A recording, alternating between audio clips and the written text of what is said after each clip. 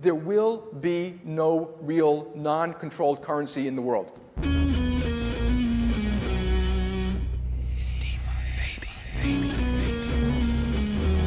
coming for you, banks. And this is exactly what these Bitcoin Cash people are building. Shout out to the Dragon Riders and the House of the Dragon. Because it's a completely different situation than it was 2 or 3 years ago. Yeah, that's how frogs can't boil. And they added a bunch of new opcodes, and they're doing a bunch of things over there. It will be the most hated rally ever because a lot of people from some propaganda hate Bitcoin Cash.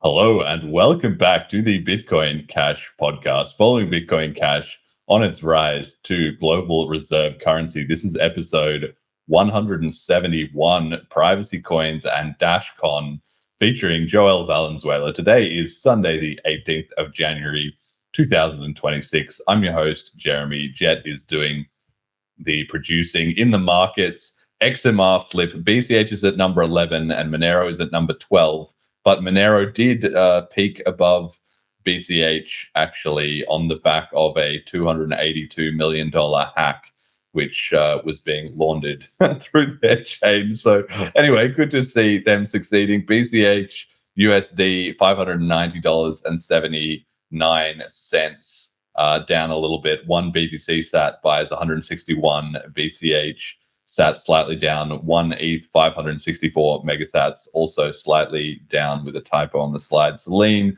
30-day 599 users, and the Tokenaut TBL 7,730 BCH. Our guest today is a very long time crypto OG, Bitcoin OG at this point. He's been feeling more of the big blocks recently. I've seen him make several references to that. Joël Valenzuela from the Digital Cash Network, the Dash community, as well as other assorted coins, and AI musician, creator of the Circle of Exit Liquidity, the most requested song we have ever had in the intro or the outro. So that is now uploaded on the podcast YouTube channel for anybody who wants to listen to that or download it. Joel, welcome back to the show, man. How you doing? I'm doing fantastic, thank you. And I should give all the disclaimers about the AI musician part.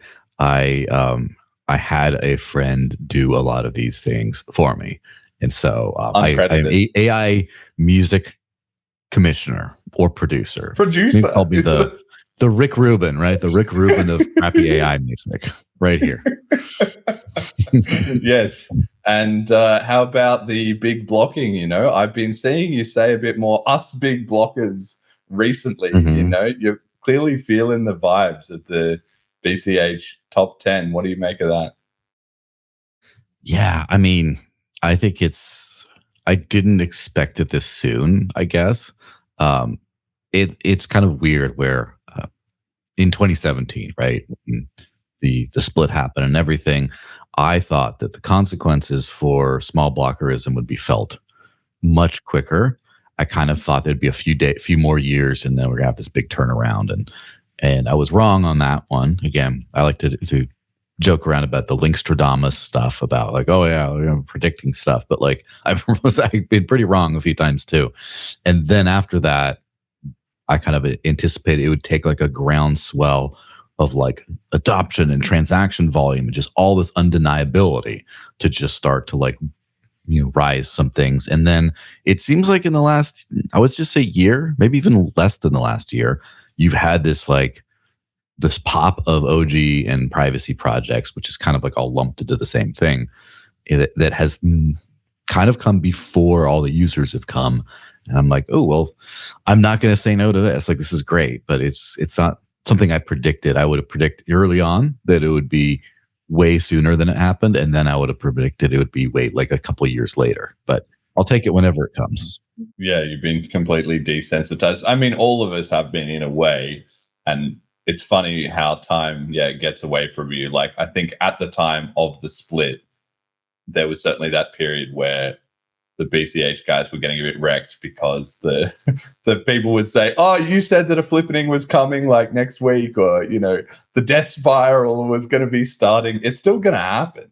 It's just going to take 15 years instead of 5, basically, which is 10 years later than the early Bcashers might have expected, but is also 10 years faster than the unaware small blockers who thought it was never coming, right? So it's kind of, you said like it's like crocodiles waiting in the weeds, ready to strike, right?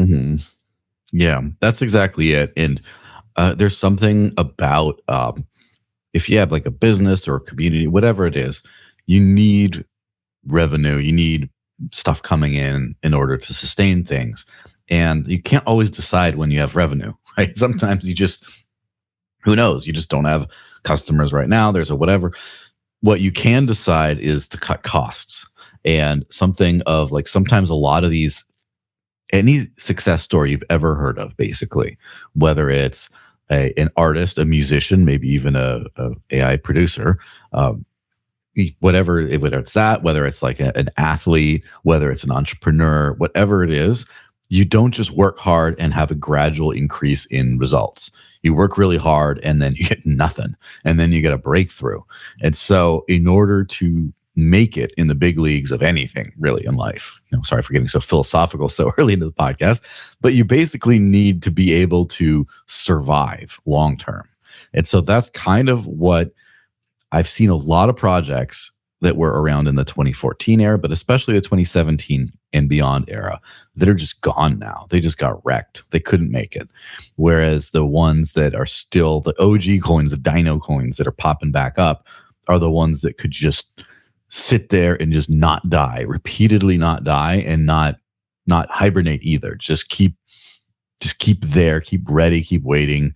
And yeah, the time is starting to come where now all the network effects of everything we've been building are all coming together into one thing.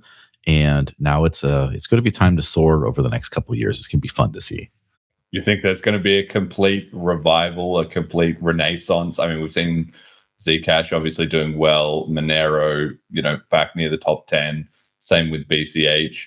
Are you expecting them to just power up into the top 10? And then, well, somebody's got to be on the way out if we're on the way in. Who's that going to be?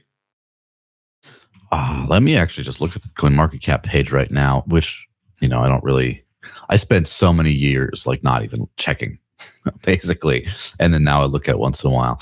But so for one, I hate to say it, but like because of nostalgia, but Doge has gotta go, because Doge is great. It's fun. It's lasted the test of time, all this stuff, but it's useless kind of. And I don't want to say be a hater. I'm not a hater. I love Doge, but it's not a top 10. Like if you consider the leagues that it's in next to, say, Tron and Solana, which ones have more users, more applications built on it, more everything? Like no one's doing anything with Doge. People are doing tons of things with those other networks. So it just shouldn't be around. I'm going to catch heat. I'm probably going to get canceled for this one because they like to do that. But Cardano has no business being a top 10 coin. I really hate to say it because obviously there's a lot of technical stuff back and forth of, is it good? The real thing is there just isn't the top 10 crypto user base. There just isn't. It's just not there. Like the fact that I've seen what's kind of built on there. The Dash community has more integrations, more users, more everything than Cardano does today, I would say, or at least very close to it. And the market caps should just wildly different at this point. And so it's like, that's a sign that people are still like, oh, this is cool, let's throw some money at it, but not that this is being like used. And then a couple other things like, I don't know, there's like the Solana XRP BNB ones where Solana is doing a ton of things. So as long as they don't, crash and burn with something, I think they deserve to be up there. BNB is kind of like a Binance exchange. It's kind of like Binance on chain. That's literally what it is. XRP, those ones will not need to be in the top 10, kind of. I think that that's when you start to see some changes. There's those couples. And then, you go on, there's a few weird ones like the Unused Leo, was that the Bitfinex token? I don't remember who that was. That was some kind of payback thing after they rugged their users. So I honestly don't really know what there is a point to it nominally, right? But it's just been hanging around for a long time. I don't know when they were going to finish paying back everyone the money that they owed them or whatever. and it's just always in there somehow. Yeah, so I guess if you take the top 10 to 22 or top 20 to 22 and you remove, especially if you just remove the stable coins, the market caps kind of make sense there as far as like the place these have in the markets, except for, to pick on them, Doge and Cardano seem like the ones that are kind of still that way. And this is way better than it was like 2 years ago. There was just so much trash, like meme coins and that aren't Doge in the top. So once you see like usability stuff start to get there, you still go way down. Shiba Inu has no reason being top 24. I don't know what the hell Canton is, but I know it's not used enough to be worth that. Go down. Polkadot, I don't know. I don't know enough about Polkadot to hate on them. But then when you start to go down through like the top 50, you start to see a lot of like crap. And then when you start to get to the top 100, you start to see the top 100 has a lot of things. Like number 84 is Chili's. What in Satoshi's name is Chili's? And why is it 84? Like, why is it right up there? It's a little ridiculous. Well, they're doing some good market manipulating, maybe. I don't know. And then what are the projects that you would want to see making a big re-entry? Okay, with BCH, XMR, Zcash, I know you're sort of a fan, nominally speaking, of all of those ones. Obviously, Dash as well, maybe Litecoin, maybe Nano. Which other coins are you keeping an eye on that should be getting some more recognition? So, here's my mental model for right now, of like the top, I don't know, 20, maybe 50, depends on how much 30, I don't know. But like the top ones, I would say it has to be a couple big smart contract chains that everything's built on. So like the Ethereums and the Solanas and, hopefully BCH someday soon too, right? Just stuff that people build things on. And then beyond that, it's like the BCH, Dash, Litecoin, Monero, Zcash, kind of like the UTXO, like privacy or OG kind of group there. And then beyond that, I think it should be probably a lot of DEX protocols. So we have a lot of big ones that are centralized exchange protocols, right? Like BNB, like we have, all these other ones. But like, for example, Hyperliquid should be up there. Thorchain should be up there. Maya Protocol should be up there. Near should be up there because of Near Intense. And Aster Dex is somewhere in the top 50, I think. That's another perp Dex. But basically all these exchange protocols. And so it's basically like,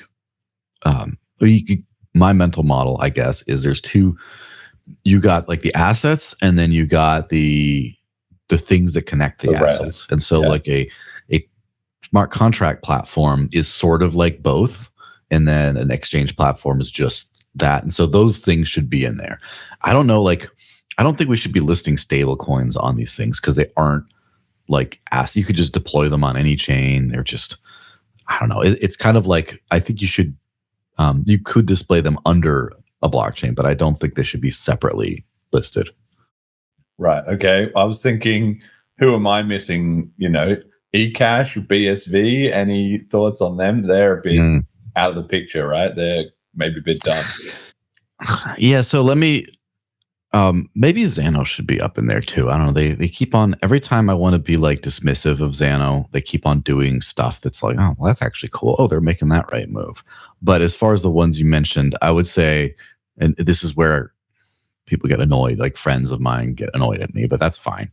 The ones that I like, but I'm hesitant to see if they're like on the way up kind of thing, would be Nano for sure, BSV, and eCash, and possibly Decred. Decred at least seems to be trying to get there. They have their own decentralized exchange. Unfortunately, it's an atomic one, which means it's not a good user experience, but I'm trying to help them out with some tips and stuff to like join that. And once they do that, maybe they can be back up there. But I guess the thing about Nano's, the thing is Nano kind of hit its like ceiling of what it can do as far as like instant zero fee transactions that just sort of work. It's just like there, and they achieve their goals. And then where do you go from there? apparently the market wants more than that. They want that plus privacy. They want that plus smart contracts, usability, whatever else. They want other things with that.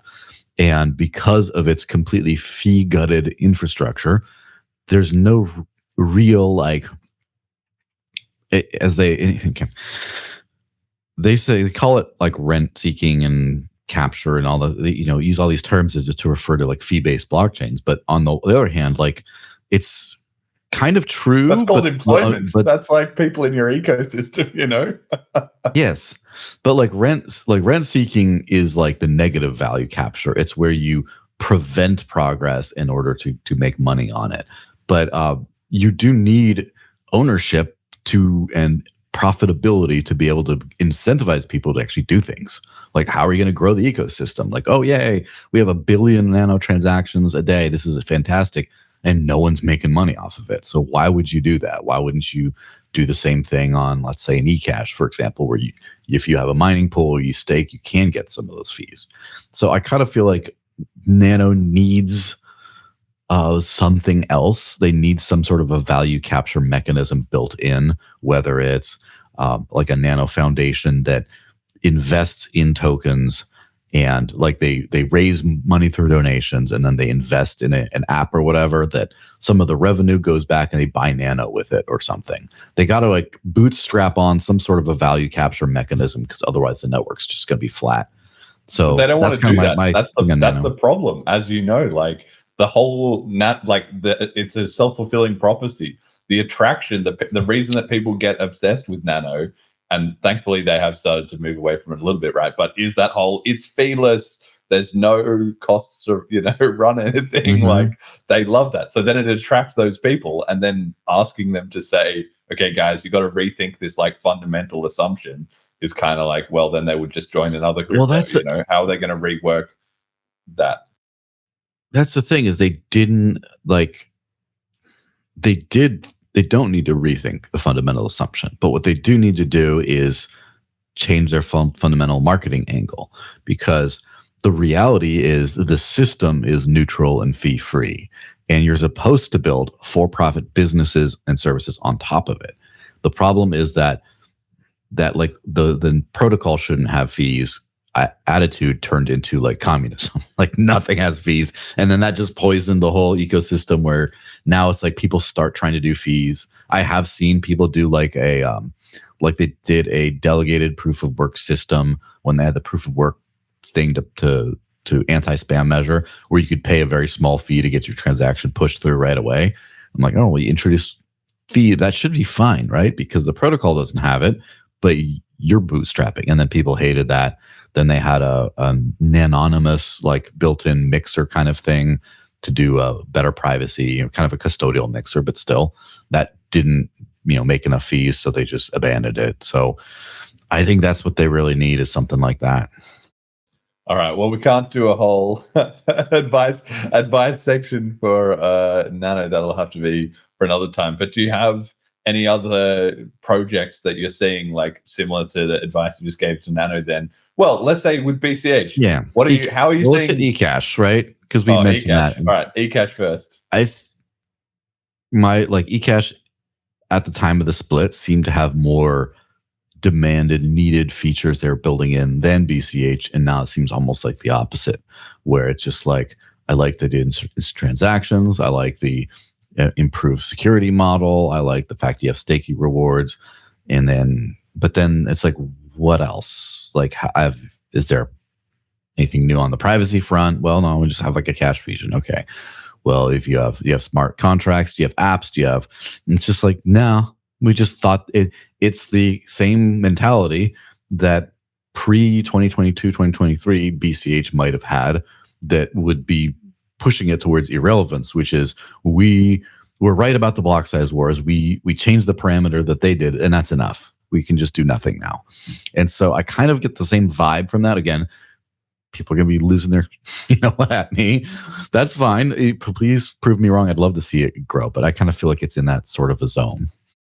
And what about BCH? Where are we getting things right and where are we getting things wrong? Yeah, so I kind of want to write an article on this. We kind of mentioned that, and this is sort of I'll give a little bit of a teaser on that. But I think the right things are, for the most part, first of all, I think that the funding, node implementation, and governance system is at least like built. There's something built there where it's not just haphazard, where it's like, all right, this is how we can propose upgrades. There are some node implementation teams that work independently. Here's a structured funding mechanism, even though it's not at the protocol level. And it's like you have the engine for growth, and there you go. So now that really helps. And also, I see the digital cash can't just be send thing from X to Y to Z. Or Z if you're a communist. But then you can't just be like that. You have to do other things. And Bitcoin just became undeniable enough to where people were fine to just be like, we'll build in all the other stuff. And we'll wrap it on this chain. We'll do the other stuff. But everything else sort of needs to earn its place to a certain extent. And so I think that all that is good. Doing wrong? I don't know. I don't have anything off the top of my head that's like, because also I've heard a lot for everything that I would say. I've also heard the opposite being bandied about, as far as like I was talking for a while about like 10-minute block confirmations are going to be a thorn in people's sides as long as you need a confirmation for something. And I've heard talk about making shorter, like 1-minute blocks or something. I'm like, all right, well, that's a good improvement. And then just other opcode upgrades and things. I would like to see what I would like to see is a all in on one killer use case / app where there's a certain amount when you do these proof. This is a general criticism across all of crypto, by the way. I can't think of a single crypto project that this would not apply to. Everyone at this stage still builds like proof of concept apps that you can go on stage at consensus and click some slides and be like, and it's all in the ledger, and everyone claps, and then it just no one uses it and it sucks in it. Like what about like prediction markets on Polygon or something like that? That is probably at that scale of like, okay, we actually did it. We stopped just making proof of concept. Yes, and it actually works and has customers. And what else does Polygon do? So many different things, but no one cares because so many of these are larva stage. But now someone cares about Polygon. I don't know if I say a lot of things, so I could have said this before. I could have not said this before, but I'm pretty sure I said at some point that every single major cryptocurrency that's going to reach mass adoption is going to have to do so with one app first, where, for example, Polygon is the Polymarket chain, and then Decred, they got the Bison wallet swap thingy, whatever. It's like that's the one thing they talk about a lot. And then like Litecoin, I don't know what Litecoin's deal is, the MWeb payment thing, and eCash has to have their own thing. And Monero's already got that. It's like the drug chain or whatever. It's like that thing. And who knows what with Zcash what their whole thing is, but someone needs something that like everyone goes to for you, and that's the reason why it happens. So what I said about proof of concept chains, apps, there's a lot of apps that are like minimum, like you can say it works and you can get some screenshots for a conference, and then that's about it. There's no depth to it. And so like I would kind of say it's like the memo.cashification of the space, where I use Memo for years. Memo works. It works, but like, is it going to take off? Probably not as on its own, the memo.cash interface alone. And it kind of feels like no one really pushed it beyond that. It's just like, all right, it works. People in the community use it and that's it. Whereas there's a lot of other apps out there like, oh, we got our own DEX. Okay, well, who trains? Well, our own 5 people. Okay, who else? And then all these UX problems. Well, that's good enough because our people like it. And no one like polishes it to like a mean machine where it just goes. And I do think people should sort of take hints from the Lightning Network world in some ways, where Lightning is a terrible product. It's just not meant to work really well. And yet some people have managed to get merchant experiences that aren't terrible if they're through these very narrowly defined custodial or not custodial, but like close to it kind of pathways, they managed to just brute force the UX and user appeal of it. And it's still not probably going anywhere, but at least it's somewhere today where you can show off to your friend, oh, look, I paid with my thing, and Steak and Shake. And so that kind of like, if that can be done with one of the worst built-in UXs in the world, then if you hone down one app that's like, it just got to be better, more users, got to be better. And then all the rest of the ecosystem has to compete. Everything needs to compete with each other. It needs to be competitive. Well, tell me about funding though, then, because that's the big difference is Lightning has one of the worst designs, but it also has one of the biggest communities and funding just because price gains and VC money has just been raining down on the BTC community for them to just blow year after year after year after year for like the last decade. So they've had that advantage and they've made something kind of work out of that. For everyone else, you kind of got to do it with two pieces of string and a tin can. You know what I'm saying? Like, so you can't afford to just brute force things through. That's the difference.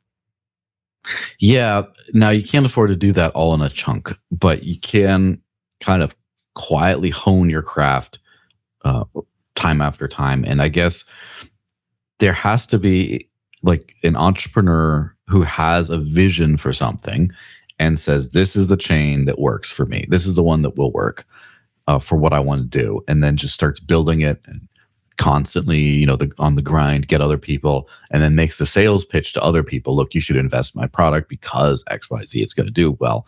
And then talks to the actual protocol developers and just says, hey, the latency on this is killing me, man. Like, what can we do about this? And then just obviously you can't have one entrepreneur run the chain, but you can have the valuable feedback of like, how do we build the base tech so it's useful to real people because we found a real person here.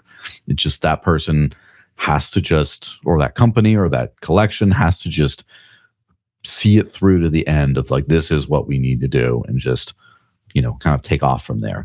Or alternatively, people in the Bitcoin Cash community, for example, can go find some app that's doing okay, but is like, should not be on whatever chain it's on, and just say, hey, we'd love for you to migrate to BCH. We will pay you maybe. There could be that. But the biggest thing is this is the pitch of why this makes sense. Like, this is like, listen, you're killing yourself doing this. If you do it this way, we'll provide all this dev support you want, everything, because once it runs on this, it's going to be magic. It's going to 5x your whatever, and just sell it. And the thing about sales, the secret to sales is you actually believe in your product. And the secret to actually believing in your product is your product doesn't suck. And so it all comes back down to the beginning of like, does this work? What does it work for? If it doesn't, if you can't make a good, strong sales pitch, fix it and then make your sales pitch and then get it. But it has to be something that it's not just, oh, it's nice to have. Like, well, I guess here's the big question, right? How many of you use a Bitcoin Cash app of some kind on a daily basis, like literally every single day, and you use it as a substitute for whatever the fiat centralized world thing is? So, for example, is there a social media thing you use instead of X, for example, that just every day you log in and just use it without thinking I should use it and tell the world I'm using it? You just use it. Or like you have like a DEX that you have like, you do some trades on it and stuff. And like every single day, it's like you watch Open Coin Market Cap, look at the charts, and you open up this DEX and be like, I'm going to move some stuff around. Just what is your daily driver app? And is there one? And if there isn't one, what's the closest? And then just turn it to where it's not a promo tool anymore. It's your life. Does it work for your life? Yeah. No, I'm following all of that, and we can get back to that in a second. But on the point of like going to other people and saying, hey, come use our thing, it's better, like whatever you're doing is kind of not going to work. I have a perfect example. This is a little bit of drama, which I know you love, and me too. But it's from this guy, Abdul Stark, who made this post about how he posted about how he was stepping down as head of ecosystem at Starkware, but I'm not fucking leaving Starknet. Did you see this? So what happened was one guy, let me, check, can you send it to Joel? But basically he said, oh, I'm leaving Starkware on Twitter or something. And then all these people came in to be like, oh, come join our thing instead, screw those guys. And then he was like, no. I actually was not leaving them at all. So I don't know why he needed to make a big post about it, like attention seeking or something. Anyway, Jerry replied to him and said, speaking of Bitcoin, what's with the hesitation in using Bitcoin Cash as a test net for Bitcoin potential? And he replied and said, quote, yeah, why not? But tell the Bitcoin Cash community if there is such thing to show excitement about this and to support it fully and push. There is only one Bitcoin, but I don't mind doing some experiments to anticipate future challenges or explore different paths, etc. End quote. And I just thought that was ridiculous. On one hand, he's kind of like, yeah, BCH has maybe some interesting things, like maybe I'll give it a look. But if I'm going to do that, you're going to have to, you're going to need to back it and be involved and help pump my bags, basically, right? And then he follows it up saying there is only one Bitcoin, which is basically like the fuck off you shitcoiners, type of vibe, right? You can't have it both ways. So if you're going to go to somebody else and say, hey, do you want to get involved in my thing? Come try BCH. The resistance you're going to get is going to be a lot of like this, where it's going to be like, yeah, maybe I could try it, but I feel like I'm in a powerful position, so I'm going to demand the world to get me on board. And even after I am, I'm just going to be a mercenary. Like if you convert people through mercenary means, they show up with mercenary motivation, like that's very different to building missionaries, Yeah, it takes kind of both kinds. There's a couple things I'm reading from that kind of comment, which one is reasonable and one isn't. The reasonable part, people shill things to me all the time. And it's every time I post something, hey, you should check out our thing. And it's always trash. It's so often. And now I used to be like, oh yeah, right, I'll check everything out. And then I started hitting the point where I'm like, I can't do that anymore because I'm just going to waste my life on like drivel. And then I was like, well, I can ignore them, or I can ask a follow-up question as far as like, sell me on why this is different and better. And so like, for example, Caspa's going to catch a stray here. Sorry, Caspa. I mean, it seems like a fantastic network other than that. But they're like, oh, you should check out this Caspa social thing because I was talking about some social stuff. And so I looked at it and I'm like, what's the unique selling proposition? It's like, well, it all runs on chain. Like, great. Do you need to run your own node? Do you need to run your own indexer? How does that whole thing work? It's like, well, you can, if you want to use it in a decentralized way, you have to run your own infra. And then otherwise you can trust this community indexer that, everyone does. And I'm just like, all right, that's cool, but it's not interesting to me now because we can do better than that. We can do a decentralized social media experience where you own your own data, etc. And this is like, okay, this is very proof of concept-y, but like, it's not the next thing. And same thing as, I don't know if you've ever used Tree Chat. I have not yet, but Tree Chat is like, it's the Twitch successor on BSV. Oh, they've got another one. They're back for round 5. Oh, man. Yeah. Now Twitch will always have a soft spot in my heart because of some things like the troll toll. It was well engineered in some ways, and the BSV part not so much, but whatever. And so they're like, oh, it's like that. Can I? You should really use it. It's like the same Twitch stuff, but like the next level. I'm like, sure, I'll try it out. And then it turns out that there's no way to like just import your seed phrase private keys and get going. Like, oh, it's managed right now. It's email login. I'm like, I'm out. This is like we can do better than this in 2026, the year of Satoshi 2026. We can do better. And so therefore that follow-up question is like, what else? Like, you don't just say, my thing, give me attention, influence person. It's like, well, why? And if you can't answer the why, it just gets shut down. On the other hand, this person giving the BCH kind of, there's a little bit of like, I have preconceived notions of why I don't think this is smart, and I'm just going to dismiss something that could be. I don't feel like this was a proper look, right? I don't think that there was a proper challenge of what is it that makes this worth it looking into it for me? I feel like it's just like, well, make it worth my while, and not a question, not is it worth my while. And so I kind of feel like this is one of those like NGMI kind of situations where it's someone who's just not going to make it. They're just not going to get it. And someone else is going to have to build a competitor on something that actually works. And then they're just going to, they're going to come over late and at a loss, and that's fine. Exactly. Well, that's right. That's exactly what I think. That's exactly what I feel about a lot of this stuff, is just that kind of trying to attract people to BCH is a bit of a fool's mission if you do it in this way of like, oh, people are casting around for something or trying to convert them one way or the other. No, the reality is just the people who are already here are actually already smart and have some money. Let's just build something that if anything is necessary, let's just build a better thing than they have. And then by the time it gets probably not as good, by the time it gets half as good or 3/4 as good, maybe they start paying attention. By the time it gets 1.5 times as good, they're going to start thinking, wait, what's going on here? And at some point, then they just have to switch teams, build it and they will come. I don't know. But that's the thing, is like everything is stuff that's popular, whether it's a highly capitalized cryptocurrency like Bitcoin, BTC, whether it's just mainstream apps, massive user base, using that, building on that, whatever, isn't just inherently less risky because it's already defined, it's already there.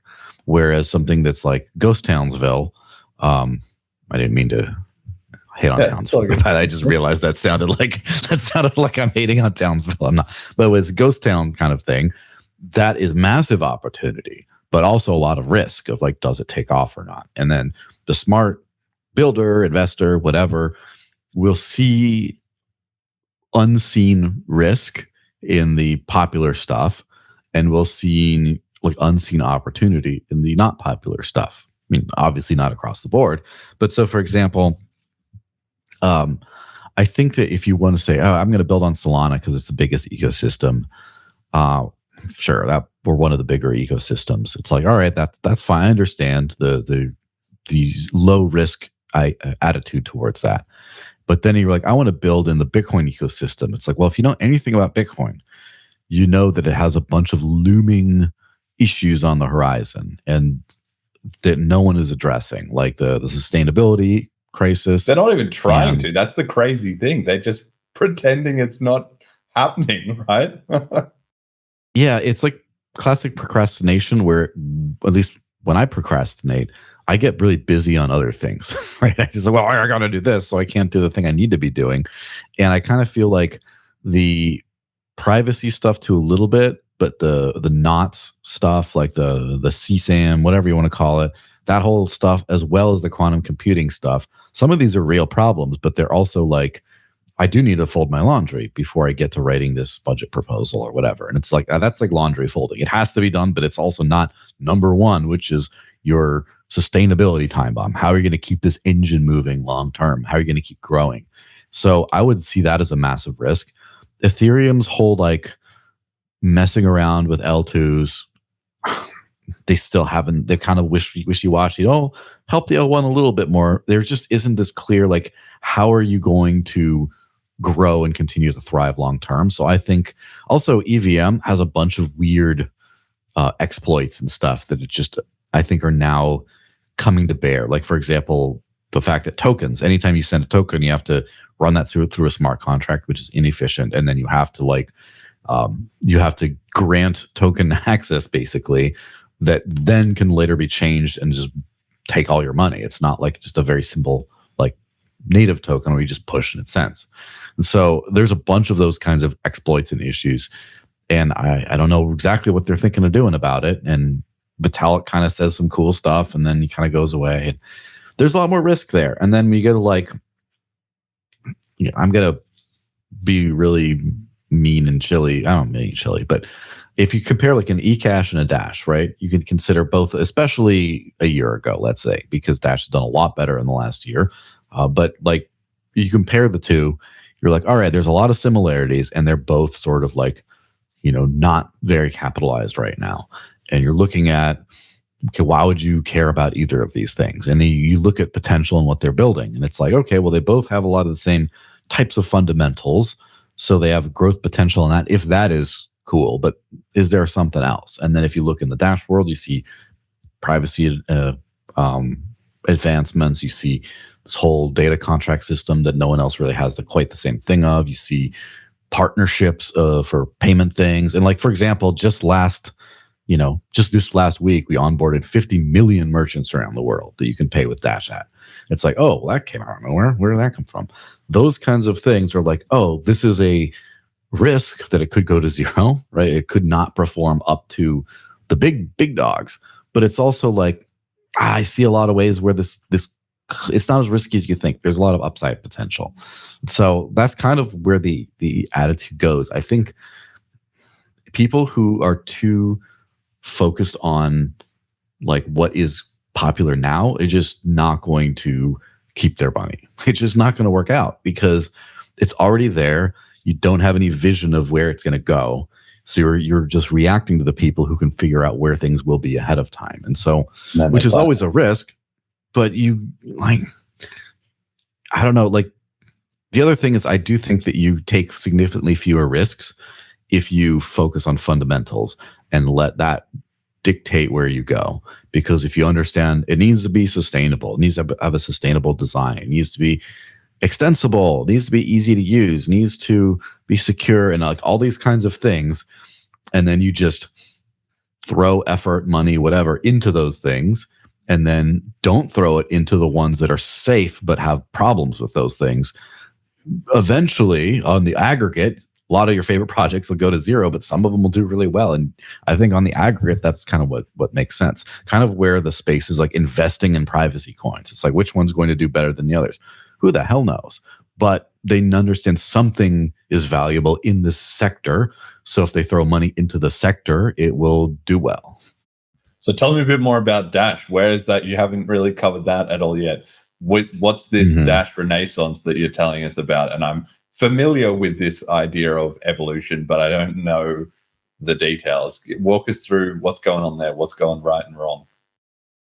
Yeah, so I should say, I just think there's so many ways this could be approached, but a lot of Dash's hype from 2017 comes from this. That just took forever to get out there, and therefore that's dumpsville, you know?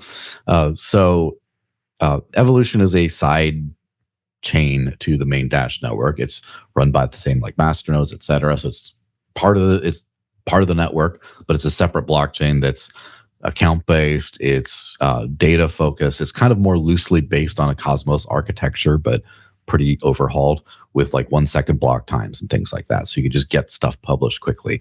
And the unique thing, because everyone has like a data chain or the ability to do data stuff these days, like tokens and stuff. The unique ability is the data storage system. It's mostly a metadata platform where it's great for writing metadata that is indexed and can be queried and returns a proof that you get what you queried. All kind of built in, and you don't need to run your own node or indexer. There's a decentralized API run by the masternodes you can just plug into and kind of do it. It's so basically it makes a lot of the basic kind of apps work like really well. Now the difference is like a lot of the crypto space has focused a lot on going to the smart contract stuff first, which is kind of like next level things. Obviously, if someone who has more knowledge on this can, correct me and tell me I'm wrong, but my basic understanding of like web and like these apps and things like that, there's kind of like 3 pillars. There's data storage, there's like metadata that, ties everything together. And then there's like computation or execution. And so typically you think like file storage, like IPFS, Filecoin, whatever else. That's your like big data storage kind of thing. The metadata part is something that I haven't really seen anyone else do really well. And that's the thing that Dash does really well right now. And computation, smart contracts, that's being looked into for the future, late this year, early next year. We'll see when that gets out.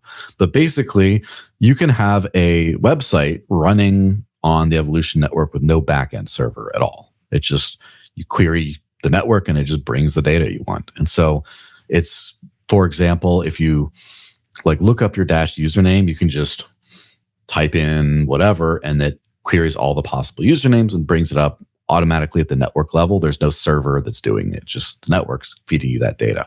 Who are my contacts? Just in a second, it brings all that stuff up. So it's just kind of that basic stuff that will allow these like apps that either are super clunky, the like blockchain apps that are either super clunky or they're super centralized, to kind of be neither, just kind of smooth and work.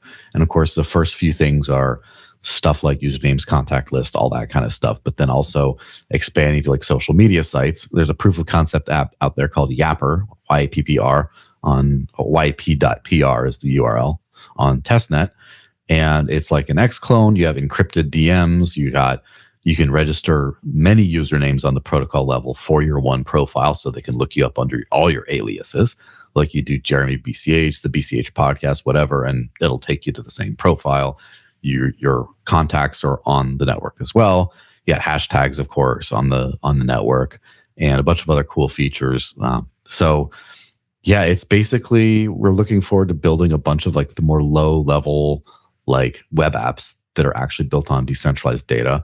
And it would be really cool to unite with other projects that have other missing pieces, like connect to Filecoin or something like that, connect to something with smart contracts, and create kind of a integrated ecosystem.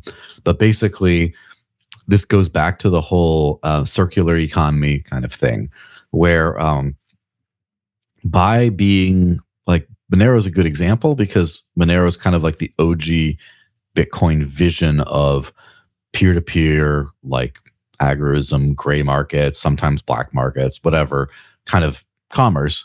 And the reason why it works is because you can't just go from fiat to that.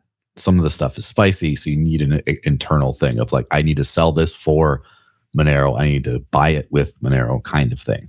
And so when you have expenses and income in whatever your digital money is, then it becomes a circular economy, really. Then it becomes not, I have to buy a big pile of Bitcoin and then I have to spend it and sell it to spend. And then it's like, well, fiat is your currency.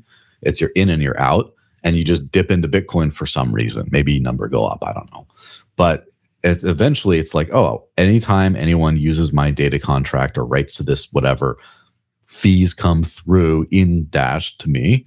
And then if I want to instead of paying web hosting, I pay the Dash network to host all my like documents and blog posts and stuff.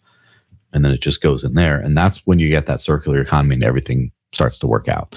So it's something we're going to hopefully see some big moves on this year. Like obviously Yapper is a very cool proof of concept for now, but there's a lot of other stuff you could do, like marketplaces, like you could, there's a torrent indexer that was built as a proof of concept. Like, so basically like the Pirate Bay, but every time the Pirate Bay gets taken down or whatever, you have to re-index all the torrents from scratch, all the metadata, all the searchability, everything. Or you can just mirror the site a bunch of times on other places but again, if you take down all those, then you just kind of like have to reindex from zero. But now all that stuff can be on the Dash network, for example.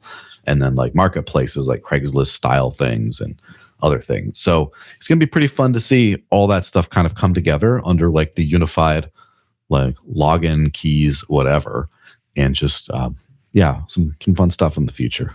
So where did this all come from? I'm looking at the price chart now. September, Dash was $23, $21, and today it's $87. So there's a bit of an infusion of capital into the community. But if you said like eCash, for example, in comparison, and maybe not cooking up all this different stuff at the same time, like there's only so many hours in the day, so many money, so many cryptographers. Where did all this stuff get funded for? Like what changed that suddenly Dash is working out better? So the real thing, and by the way, I have been telling the Dash community to look into these kinds of things, because like I think the whole world who paid attention saw that 2023 cash tokens and then saw a price increase not long after It's like you proved to have shipped something real, and now it's like, okay, now you get rewarded a little bit later.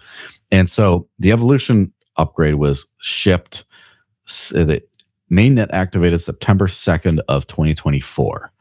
And the thing is, it was basically in 2022, the team mostly in charge of a lot of development was sort of voted off the island because of non-delivery and other things.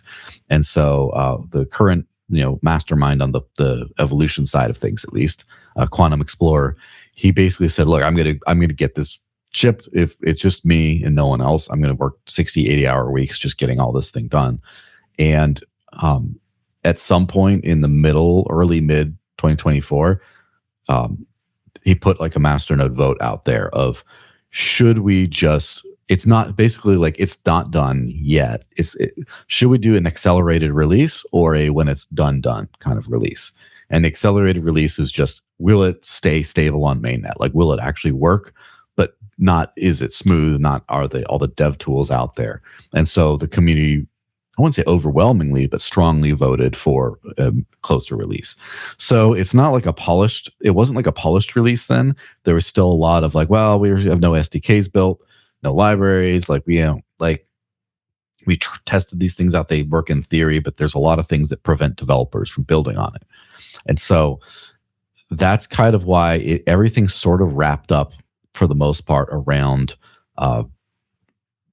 later last year, I guess, like late last year, stuff started to be like, okay, now we can launch this. And so, for example, in middle of 2025, Quantum Explorer spent a day maybe or a few hours, and he built this Yapper thing, which is like just a basic proof of concept, kind of like Mellow.cash level of a social media site. And he said, look, I can do all this, no backend server, yay. And then he didn't touch it for 6 months. And then another developer, oddly enough, the Pasta, the one who runs the core side of things, the UTXO stuff, he just got bored and he started playing around with Yapper. And then, so that's like 18 days ago, 16 days, like just like 2.5 weeks. And now it's come to have like a very broad feature set, I would say, where it's like competitive with, I wouldn't say like all the way to like X, but like an 80% of the way kind of thing. And because it's a lot easier to build on the platform. And so I kind of think that you have all this confluence of things together of, oh, there's actually something cool that's being built. There's also the whole thing of like on the onboarding stuff I've been working really hard on. There's also the fact that there's we're working on a privacy upgrade, and a generous donor donated 488 Monero to fund this. And that all that kind of came out around that time. So I think people are saying like, oh, there's motion. It's not just we're building, yay. It's like, oh, this is usable. This is, someone's actually like not saying we're going to do cool things, but but they started to happen. And it's like, okay. And we can't ignore, of course, the Zcash privacy pump era, where Zcash also had a lot of a renaissance in a lot of ways. But unlike the other ones, I believe they partnered with a lot of like big name KOLs and did some viral marketing stunts and some other things, and then also got listed on Near Intense and Hyperliquid kind of at the same time, and then just had that catalyst, and then everyone's, oh, it's privacy season, and then all the privacy coins start to pump, and then you start to say, well, Digibyte too, even though it's not a privacy coin, like all the OG coins. So that's kind of like the big, if I were to retroactively speculate on why we had, why things popped off after on that timeline, that's kind of what I would say. All right, well, we'll get back to the Zcash stuff in a minute, because I do want to touch on that. But firstly, tell me a little bit about this 50 million merchants, the onboarding or whatever that's going on there, and sort of other fundraising and other things that you just alluded to right there, in terms of other things that you've been working on, maybe outside the technical stuff, maybe more on the community or the sort of outreach sales side. What are you doing there, and what's working? Yeah, so basically, this is one of those things where like the whole live on crypto thing has been a blessing in that it sort of informs a lot of like targeting for me, where I'm like, okay, what do I need to be able to do things? And so one of the things we started, and this was before I started full time in Dash at the beginning of 24, was start to identify bill pay services, because bills were one thing I always had difficulty with, like rent and things like that. And so we got onboarded to Spritz Finance in the US, Zipto within the US and a lot of places. We're already on Swappin in Europe, and then there's a few others around the world. Funny enough, Bitrefill has integration. They have an offering for a company called Bitferries, which works in Australia. And so we have an Australian friend of mine who pays all his bills with Dash through a Bitrefill integration, etc. So once we have like bills, now a big chunk of the world, you could pay all your utility bills with Dash. And then it's like you combine that with like, okay, now we have a few other like spending tools that let you do day-to-day kinds of things. And now you could conceivably use this as like mostly your money. And so that kind of crossed all those things out. Now, as far as the user experience, there is a function called, loosely called Dash Spend. There was a prototype called Dash Direct several years ago, but it's basically built into the Dash wallet where you can buy. It's going to include non-gift card things, but right now there's a couple different gift card providers built in to where if you want to go buy like a burrito at Chipotle, you go and how much is it? 1087. You 1087 hit buy and you get the QR code, the barcode to scan, and you can just go from Dash in the exact amount you need to the end product you want in like a couple seconds. It just works, and sometimes you get some significant discounts as well. So that spending tool, I'm sure, really helped it out, where now you can run around spending it. There's also, we partnered with a blockchain project called Zebek, which is really kind of on the up and up right now, which is it's a card provider to a certain extent. So there's a couple of cards, including a reloadable private card, which is really rare to have in crypto. And so you can get a virtual card, anonymously, put it on your phone, and then just top it up with Dash, and you can just load it as you go. It's not a single load thing. So that kind of covers the in-between part. And then also we're getting integrated into their payroll engine. So hopefully you should be able to, if you have a fiat company, you should be able to pay your employees straight in Dash for rates that are much more competitive than like an exchange, for example. And so kind of like setting all those pieces up. There's been a fantastic help to the community.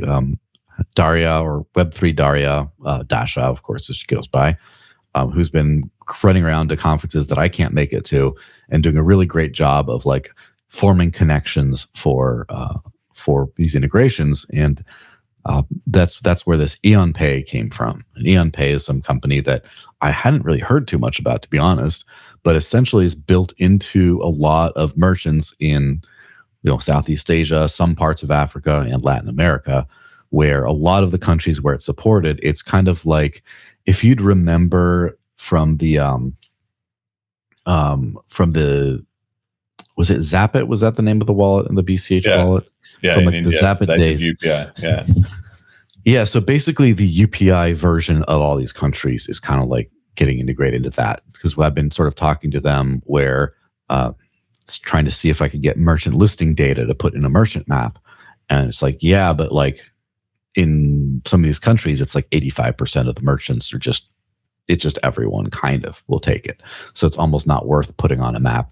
And so that's for like, I think they said 50 million merchants total starting to grow in. And that's in some of their wallets, like say OKX wallet, and there's a Telegram mini app that does this. I'm looking into getting the integration directly into the Dash Pay wallet itself. So it's kind of all in the same thing. And as a side note on the whole payments thing, this is where, for better, for worse, this is where I see things going, is where you can just scan a regular QR code and it's like a BIP21 type thing where it just does the address and the amount you send. That's becoming increasingly, like decreasingly, the way things happen in crypto. I remember there was the whole Connect a Wallet era where you have like MetaMask or something, Wallet Connect, something like that to pay. Wallet Connect Pay just announced some many millions of merchants kind of thing through stablecoins only, but we'll see if they change from that. But anyway, then of course Flexa, I'm sure you've heard about Flexa. I think it supports BCH. It must.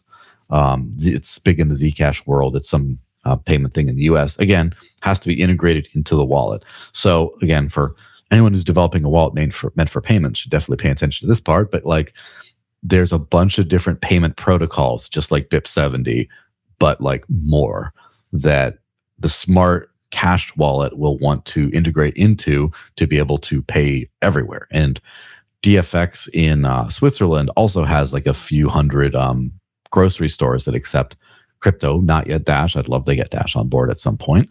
But Monero is one of them, interestingly enough, that you can just, if it's integrated into like Cake Wallet or something, you could scan and just send.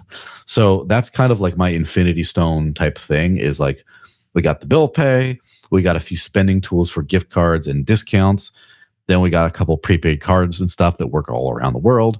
And it's like, now the next thing is all these API integration things that gets you onboarded into a ton of different merchants. And so, yeah, unfortunately, Square is going to be one of the last ones to go because of Jack Dorsey's unfortunate maximalism. But hopefully we get some solution for that too. Yeah, I mean, this is really interesting stuff. And it's like, in a little bit, my heart is soaring in a way, because it's sort of, I think, the future that you and I were wanting is starting to arrive, in the sense that for many, many years, crypto, this gambling, blah, blah, blah, sideshow, like everyone is just off track.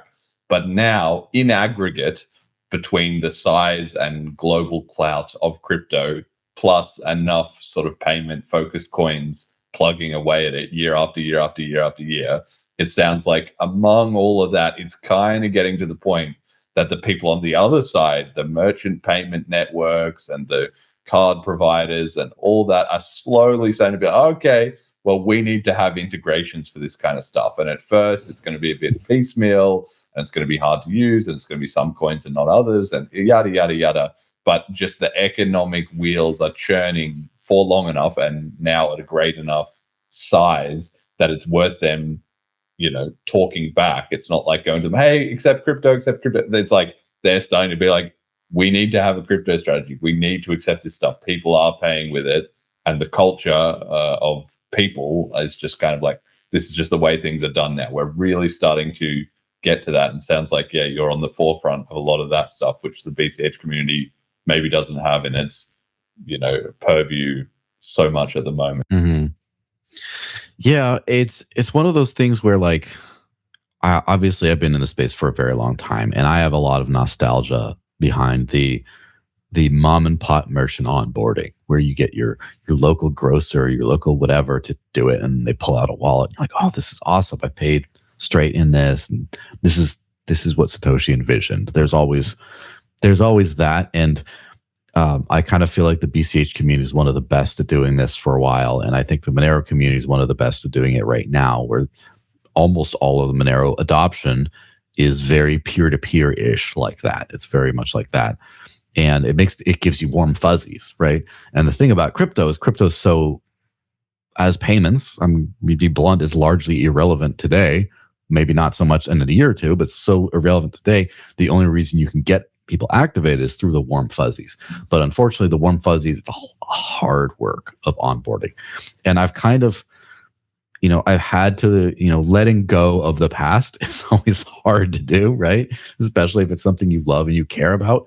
I've had to sort of evolve my mental model of how this is going to work, where I thought, okay, we onboard direct Dash acceptance into, or direct crypto acceptance, let's just say, into all these different mom and pop merchants. We built a master database, a merchant map, and it's all going to be great, and it just works. And then, that the mom and pop wave died after the 2017 era. It just wasn't sustainable. It's just, oh yeah, we got everything. It just, too much work, too much fragmentation, and I still have a soft spot for that. I still pay like my jiu-jitsu guy, I still pay my barber, I still go get coffee and croissants at Maison Navarre. I still do all that just straight like wallet to wallet, and it makes me feel great inside.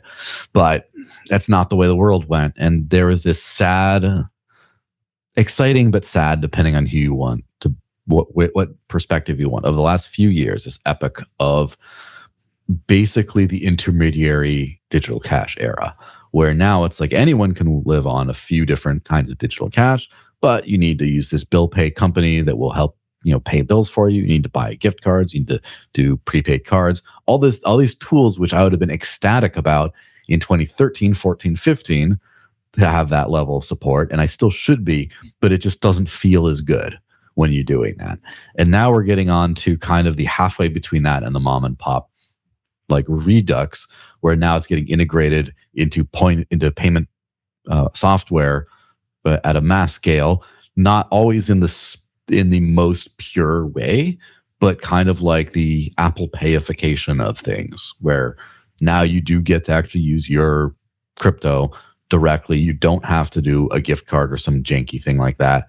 It just works, but you still have to like finesse some integrations. It might not be all wallets, and then you start to see which standards kind of permeate. And so that's the next thing for me. Again, this is the big like alpha, I guess, is like my mental model is everything I'm targeting are things like that you can integrate into the Dash Pay wallet, so you can just pay at, again, another 50 million merchants here or there. So like DFX in Switzerland is one that I'm looking at. Again, we'll see if we can get something done. There's a lot of uncertainty in Europe around crypto right now, so there's that. Then there's like obviously the Eon Pay, there's Flexa in the US, and there's a couple others that like scan. You can build a payment protocol into the wallet, and then you can just pay from your wallet directly to the merchant. And once you collect all those, you get a big like 50 million at a time or whatever. And for someone who's been working a lot on these like merchant map type things, it's sad for me to admit that the era of merchant maps is sort of over. Like the utility of those, it's kind of more like, is there like a friendly merchant? Like the merchant map makes more sense of who loves this stuff and is going to keep the crypto. And it's just a fun thing, but it's not necessary to live off of. We're going to be onboarding integrations where you won't have to know, where do I spend it? You can just go and spend it. And so we're kind of skipping the whole merchant map era to mass adoption. So that's kind of where I see the payment side going. Yeah, very interesting. I think that's something, the BCH community that I haven't been thinking about, in how many hours of the day are there, but that's an area that's maybe going to come big in the next year or two. It's suddenly going to be like every coin's business development or strategy or whatever needs to factor in. And sounds like you're killing it and you're leading the way on a lot of that stuff. So that's something, given the BCH community actually is in a good spot to take on this kind of project, because there's not infighting, a lot of the protocol stuff has been sorted, etc. So the wallets, we already have a bunch of wallets. Like a lot of stuff is actually prepared for us to be a part of this kind of transition, but we'll need to be, smart about how we do it. But because of course, everything has an opportunity cost. Tell me a little bit about Zcash. What happened there? So I don't know all of the details exactly, but not only did they have a huge pump, and you can maybe give some thoughts on how you already did a bit, but how sort of organic or not that was, but also then they have recently had some kind of internal community splintering, civil war type of stuff, where there was the whole team quit was kind of the headline. I feel like that was maybe at least partially inaccurate, but there was some truth to the fact that there was infighting going on and splintering. Then that's kind of a bad thing in a way if it leads to ongoing resentment and maybe later has fallout or people rage quitting or somehow they can patch it up. I haven't followed all this stuff at all, but I know you have. So if you can, just give us a breakdown of what's going on there. So first, to get a little bit of the idea of the demand for Zcash, the thing that it's done very well is it has created tech. It has created what I would call the front-running privacy tech. And of course, there's a bunch of different approaches. I think we need a lot of different technologies because you can't just have one dependency, right? It needs to work. But it is worth noting, of course, that Zuko, the founder, did communicate with Satoshi during like the early days, like directly. And Satoshi referenced one of the top, Daria Hopwood, one of the top Zcash developers' work, not in the white paper, but in a blog post on a Bitcoin Talk post, I should say. So there's like the technical chops and the amount of projects that are building on Zcash Orchard shielded technology or whatever is like starting to go really high. There's that. Then Zcash, despite being like a, UTXO, like proof of work sort of OG coin, had an element of like VC stuff where in the first few years there was something called the Founders Reward, where the block reward went to people who bootstrapped the funding of the thing. And that hasn't been a thing for a very long time. It's much more like a, decentralized funding mechanism today. I'll kind of go into some of that. But the point is, a lot of big names became bag holders, right? For lack of a better term, right? Where you have like the Winklevoss twins, for example. You have a digital currency group. You have a bunch of other big name people have a lot of interest in seeing it succeed. So when they want to move things, they can move things. So that's just important context. So Zcash had issues with wallet issues around 2023 with a sandblasting attack, and it wasn't really super useful, and they didn't have much going on to be able to get this used at scale. When Josh Swire came on my show on the January of 2024, and he took over as the new Electric Coin Company CEO, he basically just said, we gotta have a turnaround. These are our goals. And they accomplished all those goals in under 2 years after that. And part of that is they had like an actual, like the Zcash Selene, right? The actual like flagship just works kind of wallet that integrated a lot of cool things. And they got into a lot of DEX integrations, and they got the actual syncing working, the wallet actually just moving. And then they partnered with a bunch of KOLs and marketing agencies and stuff to really get the pop. And so it's like that confluence of all those things of this is the technology works. The technology is bridged to just about everything through the near intense kind of integration to where if someone went to like Townsville or somewhere like that with a strong BCH presence and all they had is the Zashi wallet, they could just spend it because they would scan the QR code, hit go, and it would take a while because a few minutes because of swaps, but they would be able to pay even though they didn't have any BCH themselves. So that's a great value add. And then you start adding tradability on all these platforms, and then you start hitting all of that combined. Also hit on this encrypted Bitcoin narrative, which is kind of how it was pitched. And we all here have been complaining about deficiencies in BTC for a long time. Of course, none of this is new. But as I've mentioned before, I don't think that any kind of a capitulation, I think the capitulation of the blocks aren't big enough is just not going to happen with Bitcoin. It's kind of like the small blockers won that narrative battle permanently, sort of internally at least. And so any kind of a challenge to Bitcoin's throne comes from the sides. And one of those sides is privacy. And the other, of course, quantum resistance, right? That's another one. But so that really caused a lot of people, because the idea of Bitcoin being you can buy it and no unconfiscatable money. But if someone knows how much you have, it's a lot easier to confiscate. So it's like encrypted Bitcoin is like the ultimate unconfiscatable money in a concept. And that concept really took off. And then there were some influencers as well, like Mert of Helios Labs, one of the biggest Solana ones, who's just has been shilling Zcash nonstop, very aggressively, and he's been rewarded for it, which is nice. So that's kind of a confluence of everything. It's a idea whose time has come. Things have started to go well. Now, at the founding era, Zcash had a company called the Zcash Electric Coin Company or something, or the Zcash Company, rebranded to Electric Coin Company, the main dev team. And they were getting a lot of the dev fund for a while. Then it was something like a 3% them and 7% Zcash Foundation split, where some of it was going to another organization called the Foundation, which administered some grants and did a separate client maintenance, whatever. Now, I believe, I don't know if it's implemented today in the code base. It might be. I'm not 100% sure about the timelines, but the money is all going to a lockbox, or a lot of it's going through like a lockbox, where now all the dev teams have to sort of apply for retroactive funding, and there's like a group of people that vote to sort of unlock it. So it's not all the way full DAO now, but it's progressively decentralizing, which I guess is a great kind of thing.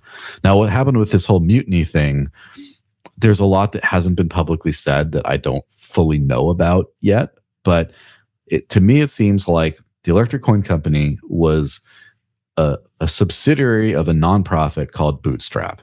And when you have a nonprofit organization, you get to any donations towards that are, of course, tax-free, and any revenue the nonprofit makes is not taxed because it's not revenue, it's not a profit. And so you'd only have to pay taxes. The individuals being paid would only do that. So it makes sense that a nonprofit would run this. And I guess there's a lot of restrictions on tech nonprofits on how they can grow. Well, can they raise capital? Can they earn capital? So OpenAI is going through this whole thing right now because OpenAI was created as a nonprofit and then has become a wildly profitable company through ChatGPT and all that. How does that make sense? And they've had some legal challenges because of that. And so I would think it's kind of something similar to that, where Josh viewed it as a decelerator, right? Decelerant, where you can't grow as fast as long as you're under this nonprofit thing. Unfortunately, his entire company was run and owned by this nonprofit. And so he just said, you know what? I'm going to start my own thing with hookers and blow, sort of thing. And where I can just grow. And that's kind of what happened. I don't know why there was so much drama back end where you just had to like quit all of a sudden and start something. But those are kind of all the pressures that sort of went into that. And it is sort of telling to see who was sharing his announcement of creating this new entity, like the Winklevoss twins and stuff like that. There might be some back end like funding. So I think Zcash is going to do more than well. It's just that it's a little bit of an annoying bump in the road, but it's also like, it's kind of like Bitcoin.com no longer ruling Bitcoin Cash sort of thing. That's like, now it's like, all right, now we got other things involved. Well, that's right. That's where I'm trying to get the sense of, are they going to have a chain split? Are there Bootstrap loyalists who are kind of like, screw these guys and they're reworking things in an unfair way, or like that wasn't the deal, or something? Is there two sides? Like there was controversy, so there must be two sides. What's the split look like? Yeah, I think that I would give a 0% chance of any kind of a chain split kind of thing.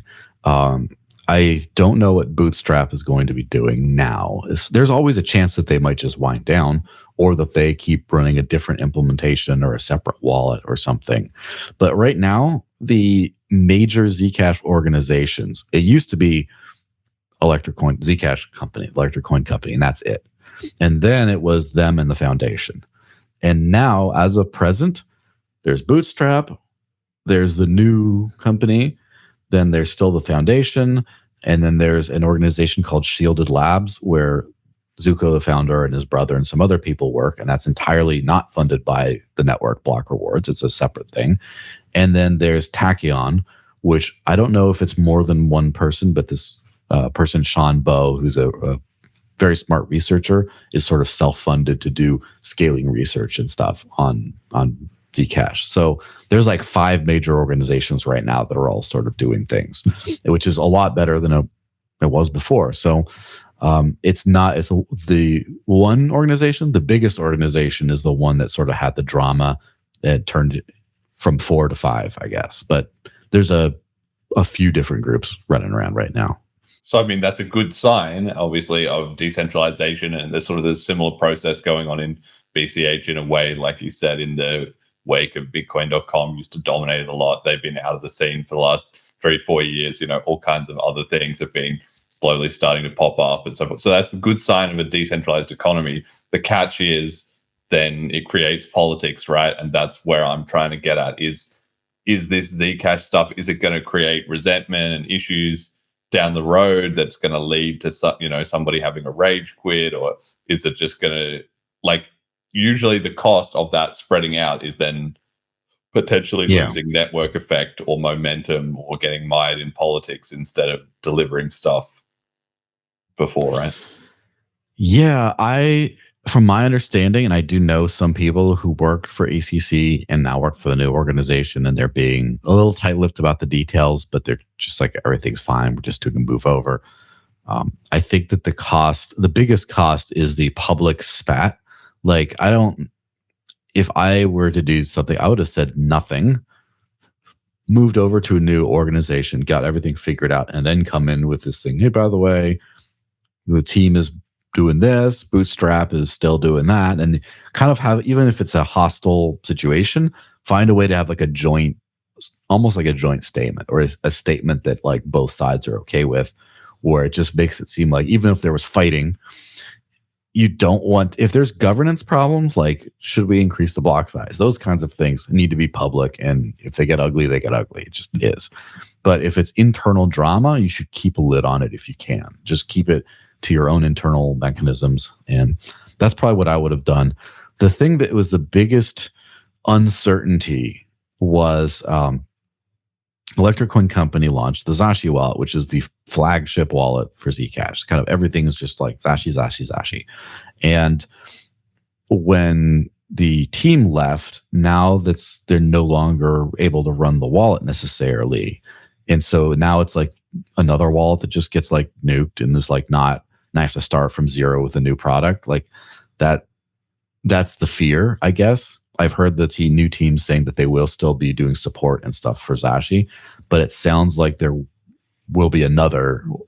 could be, I should say, another wallet, another Zcash wallet that then again, you have to start onboarding people from zero to this wallet. And so for me, that's the sad part of this situation. Everything else just seems necessary / optimistic. And the sad part is the wallet fragmentation, I think. All right. Okay. Well, and where should people go? I mean, maybe you've done some shows about this. I watched one that you did recently about it. If people want to dig more into the details of all this, because obviously we don't have time here, what would you recommend them to look at? Yeah, you could watch the show that I did with Shielded Mark on Digital Cash Rundown. That was fun, but it basically says what I've said here. It's interesting. What I would do is I would look also at cashz.org, which is kind of funny. Zcash, CashZ, whatever, which is basically gives their side of the story of starting the new thing.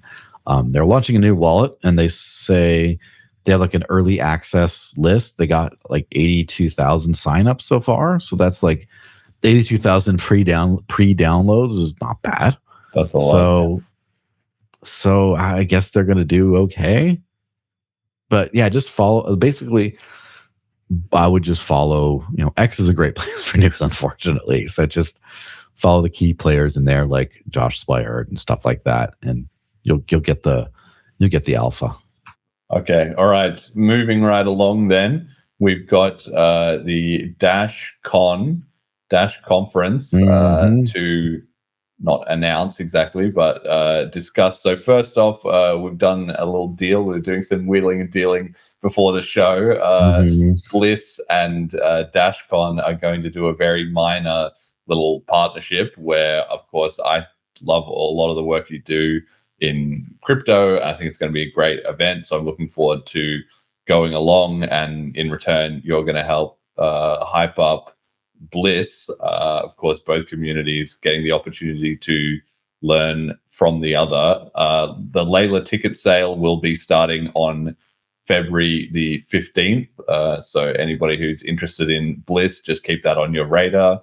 That will be coming in the next month. And probably, I don't know, we haven't sold out before, but I'm feeling good about selling out this year. There's definitely a lot more interest than I saw the last 2 years, but regardless, they probably won't sell it instantly. But if you want a good Layla, I recommend being ready for Feb 15th. In any case, we are partnering, and it will be in May, of course, as always, with the upgrade 15th to 17th.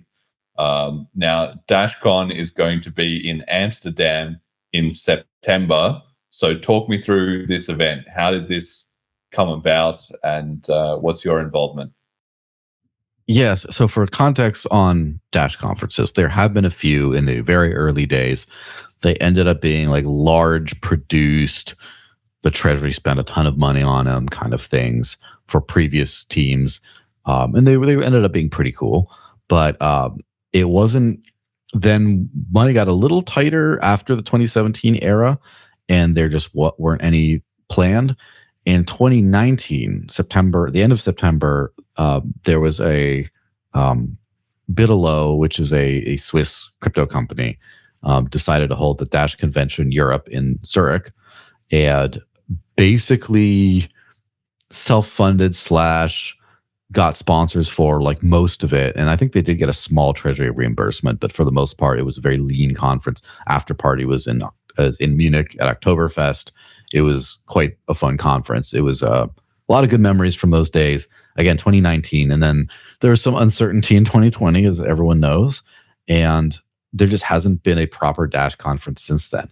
I did host a small event called Dash Fest in Merrimack, New Hampshire, 2022, I think, which was just like a one-day get-together at a brewery. And it was like 60 people, 80 people, somewhere in that range came. So that was a good event, but it was minor. We haven't had an actual conference, and I thought might as well have a conference.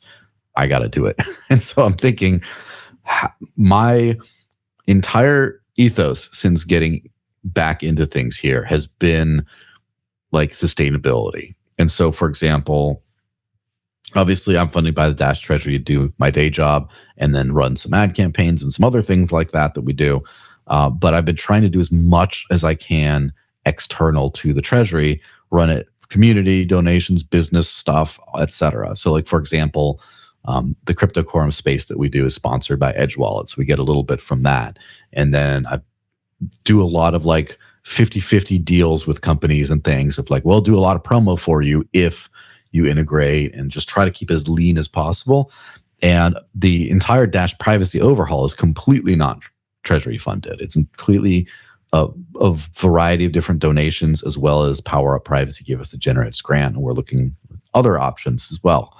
And DashCon is kind of the same thing. I think I'm going to run a Dash conference, but I'm going to make it entirely entirely like self-funded, and I don't have to ask for donations. It's not going to be a charity event. It's going to be a real crypto conference. And so who better to help than people of my also favorite conference I always go to, which used to be called ETHDAM, is now called Common Sense, because it's not so commonsensical to be focusing on ETH these days as a cypherpunk vibe. But so every year in Amsterdam, they have this conference, and I thought, okay, I'm going to partner with Crypto Canal, and we'll sort of co-run the events, and I'll still decide like we'll kind of share the venue, do the one day before during this thing called Cypherpunk Week, where there might be other conferences and things like that during this whole week, kind of package the thing together and just, share sponsors in some ways, share organization, just kind of get those network effects behind this. And obviously, my goal is to get a good chunk of people showing up for DashCon, but it's also a lot easier if you get people in there for the week and they're just like, hey, you're here a day early, pop into this thing. And then there it goes. So it's going to be, other than a one-day highlight of the Dash community ecosystem, kind of where we're at and everything like that, I'd like to do a couple hallmarks. Are first off, I want to have a media area for this, and that was one of the best parts about the Dash Convention Europe in 2019, was there was a whole like podcast studio room that was just constantly in use during the entire thing. So people are doing talks. Anytime you're not doing talks, you have like a media room and invite podcasters and bloggers and stuff like that to go through and kind of run that. So we're doing that. And also Common Sense holds a hackathon every single time. And so I kind of feel like this is a great opportunity to slip in some Dash hacking in there as well, and just kind of have that thing. So nothing is decided yet, but hopefully the idea is next year, 2027. I know we just started this one. but what about second year? Yes. We might try to do a common sense DashCon combo somewhere in the US instead. So that's kind of my ambition, is to locally create a big enough, thriving enough crypto group that we then can use that as a launch pad to this greater kind of thing. And then the other thing, as we mentioned with this whole partnership thing, is I would really like to co-promote with as many different conferences as we can, where we all sort of, my bet is that every crypto community has a silo of users, and there's a lot of trash projects out there, right? There's just a lot of not good stuff. I kind of think that anyone who cares about the good stuff in crypto, the actual decentralization, cypherpunk values, all that kind of stuff, should sort of band together a little bit. And the odds are that it's a shared audience, where, let's just say, Paul from Edge Wallet. I'm sure Edge Wallet, they're always going to Monerotopia, they're going to all those kind of Monero conferences and like Anarchapulco and those things, but then also DashCon, also Common Sense, all these things. It's like someone like Paul is not a one conference type person. And so I kind of figure the pool of, if everyone who cares about these basic principles that push all of our movements here, if they're all aware of all the other conferences, they should pop in and do whatever they want. And so this kind of happened with ETHDAM, again, proto Common Sense, I guess, last year, where I invited some Bitcoin Cash people over. I think I gave Matthew a ticket to come over, Matthew Gherkins, and a few other people from other communities came as well. And I think that there's a lot can be learned. And there were some Cardano developers who showed up at the Dash booth and were like exchanging some notes about what we'd like to see on like development stuff here and there. And there is, as you know, kind of like the parting note on this thing, I think the spirit of open collaboration exists in crypto development ecosystems. When you have the devs are just always like the scientists that just like care about the science, kind of. And so it's like, oh, what are you doing in this? Oh, this is how they do this. They refactor this code to do that. And like the backporting from BTC, for example, of any Bitcoin-based projects does happen, even while maybe the front and the marketing end of these projects might be saying, oh, they suck, we're great. There's like collaboration. I know Bitcoin Cash developers have contributed to the Bitcoin code base after the split, including finding critical bugs. Same thing with Dash developers. There's quite a few commits from the Dash side to the Bitcoin side as well.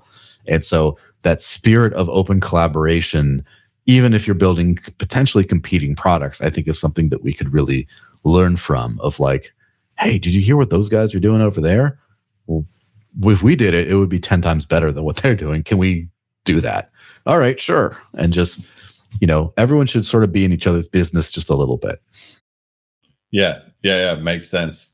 So I guess, yeah, just as a conference organizer, then how's it been so far? Has it been challenging? Has there been anything that's surprised you or caught you off guard, or has it been a lot easier than you expected maybe so far in your journey of conference organizing?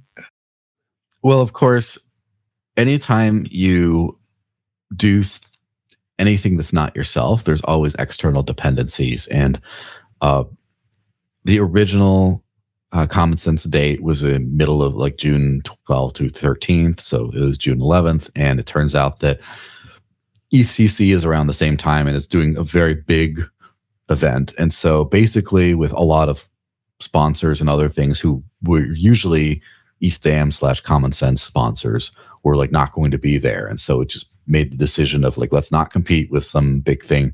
Let's make this a maximal, like a big pop. And so obviously having to change the date and work together, there's other people you have to consider. That's always challenging. But we had the other thing is previous years I have helped the Crypto Canal people recruit not only like attendees, but also recruit like sponsors in some cases. So I got some So I've kind of already done some of this type of work already for them. So I'm pretty sure that we can make something work pretty well. I'm confident we can get a good thing. The thing I'm not as confident in, but it's a goal of mine, is I want to hit like the 200 attendee mark for just DashCon. And then, because Common Sense tends to be 300-400 people, something like that, and for the 2-day event. And I'm like, well, my goal is like, we got to get at least 100. But I'm like, what if we got 2? 2 is better than 1. Let's see what we can get going. So I'm shooting for 200. If we can get a 200-person 1-day conference, I think that'll be pretty good. I think that'll be satisfactory. And then maybe next year we shoot for like a 2-day DashCon, 2-day Common Sense, and see where we're going. It depends on what time is right for what kind of growth. But the point is, I think that a lot of times when you have a big capitalized ecosystem, you tend to spend all that on ecosystem growth. And then when the money runs out or runs shorter and you're just focused on development, a lot of that falls by the wayside. And I do think that if you can build a profitable entity out of running conferences, or at least sustainable, at least break even, then you can just do more, just get more people doing it. And then that's especially during like the bear years. People keep, talking super cycle and stuff. We haven't had a super cycle yet. Like, we might have one, but probably we're going to have to be leaner. And so you kind of have to build so you can keep growing even during the non-pumpy years. And that's kind of what we're focused on. So yeah, really happy about all of that. Yeah, amazing. Very cool. Well, I'm looking forward to attending. I'm looking forward to having you come along to Bliss, party with us in Ljubljana. And it's a very cool idea to have a bit of a conference network going. And I'll be fascinated to see how that idea plays out over time. Like you said, with certain, conference organized, like there, I know there's a Conf Pod as well. I haven't looked too much into it, but the BTC guys have enough conferences that they have a podcast specifically dedicated to running conferences and talking to organizers and stuff that I think they do irregularly. So it's quite the little niche scene of its own for us to follow, which is kind of something to, keep an eye on. Speaking of those BTC guys, I want to hit a very interesting turn of events in the BTC scene. We've got 2 little videos that we can maybe show here. This is our drama section. The first is Michael Saylor getting salty on what Bitcoin did, very uncharacteristically, because he's usually a sort of a more mercurial kind of guy, but just biting the head off poor Danny. A little bit inexplicably. Let's run the clip, and then I want to get your reaction, because it's a very odd thing. Maybe 1 minute of this, Jet. No. The question I'm trying to get to, though, is like with In25, like you launching the preferreds, which I think are a really interesting product. Does that change the playbook for all these other companies, and how do they now compete against you? Now you have the preferreds as well. I take issue with your question. It's an ignorant, insulting, myopic question. Why do you frame things that way? We're not competing with each other. That's like saying, well, like I heard my neighbor bought Bitcoin and I bought Bitcoin. There's not enough room for both of us to buy Bitcoin. We're competing with each other. Now, my neighbor's got to buy another crypto asset? Like, we're not competing with each other, Danny. Like that's the ignorant part of the question, right? That's what I take issue with. What you have, if you're a hotel company in Japan, you're competing with other hotel companies in Japan. And the decision to buy Bitcoin is just a decision to improve the quality of your company. It's like saying it kind of goes on. I think you can watch the full thing. You get the idea. There's not even just 1 minute of this. There's like at least 10 minutes, probably more, in the whole thing. But it was very, very unusual sort of thing from a friendly interview. And I sort of take it to be maybe a little bit of pressure is starting to seep into the BTC seen on a number of fronts. What did you make of this? Okay, yeah, not good. First of all, every time I'm mercifully exposed to very little of what this person says, and every time I listen to him, I am always, I guess, baffled that people think that this is the voice of Bitcoin because of his weird, like, nasally little voice and his slouch in his chair. Like, this is your, like, sexy hero man. Like, what the hell? Anyway, that aside, clearly, yes, it's kind of like, I find that a lot of people who get hot-headed randomly at little questions, it's a sign of a scammer. And of course, I'm not going to be, of course, I would say that because I'm not a fan of the individual, but you start to have a few other things where it's like you ask too many questions, and it's not just like, well, I don't have an answer to that, or it's not even a little impatient. It's just like, the thing is, it's such an innocent question. It's like, look, all these Bitcoin treasury companies, you buy shares in the company and they buy Bitcoin, and somehow that translates back to the person. With this case, he's doing these high yield things in order to, I guess, get more capital in that he's, I guess, unable to get from other sources, whatever it is.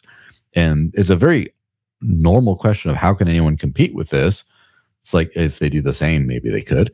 But Saylor's making he's saying something that is correct and a good point of, look, if this is a great tech, everyone should be using it. Everyone should be investing in it. If someone else does it, doesn't detract from me at all. But it's a complete non sequitur as far as like, that doesn't follow with what you're saying. And he's been very two-faced about like, only, those who win, the others will fall behind, or everyone can kind of do it. And I think that what he's trying to do is he wants all the money for himself.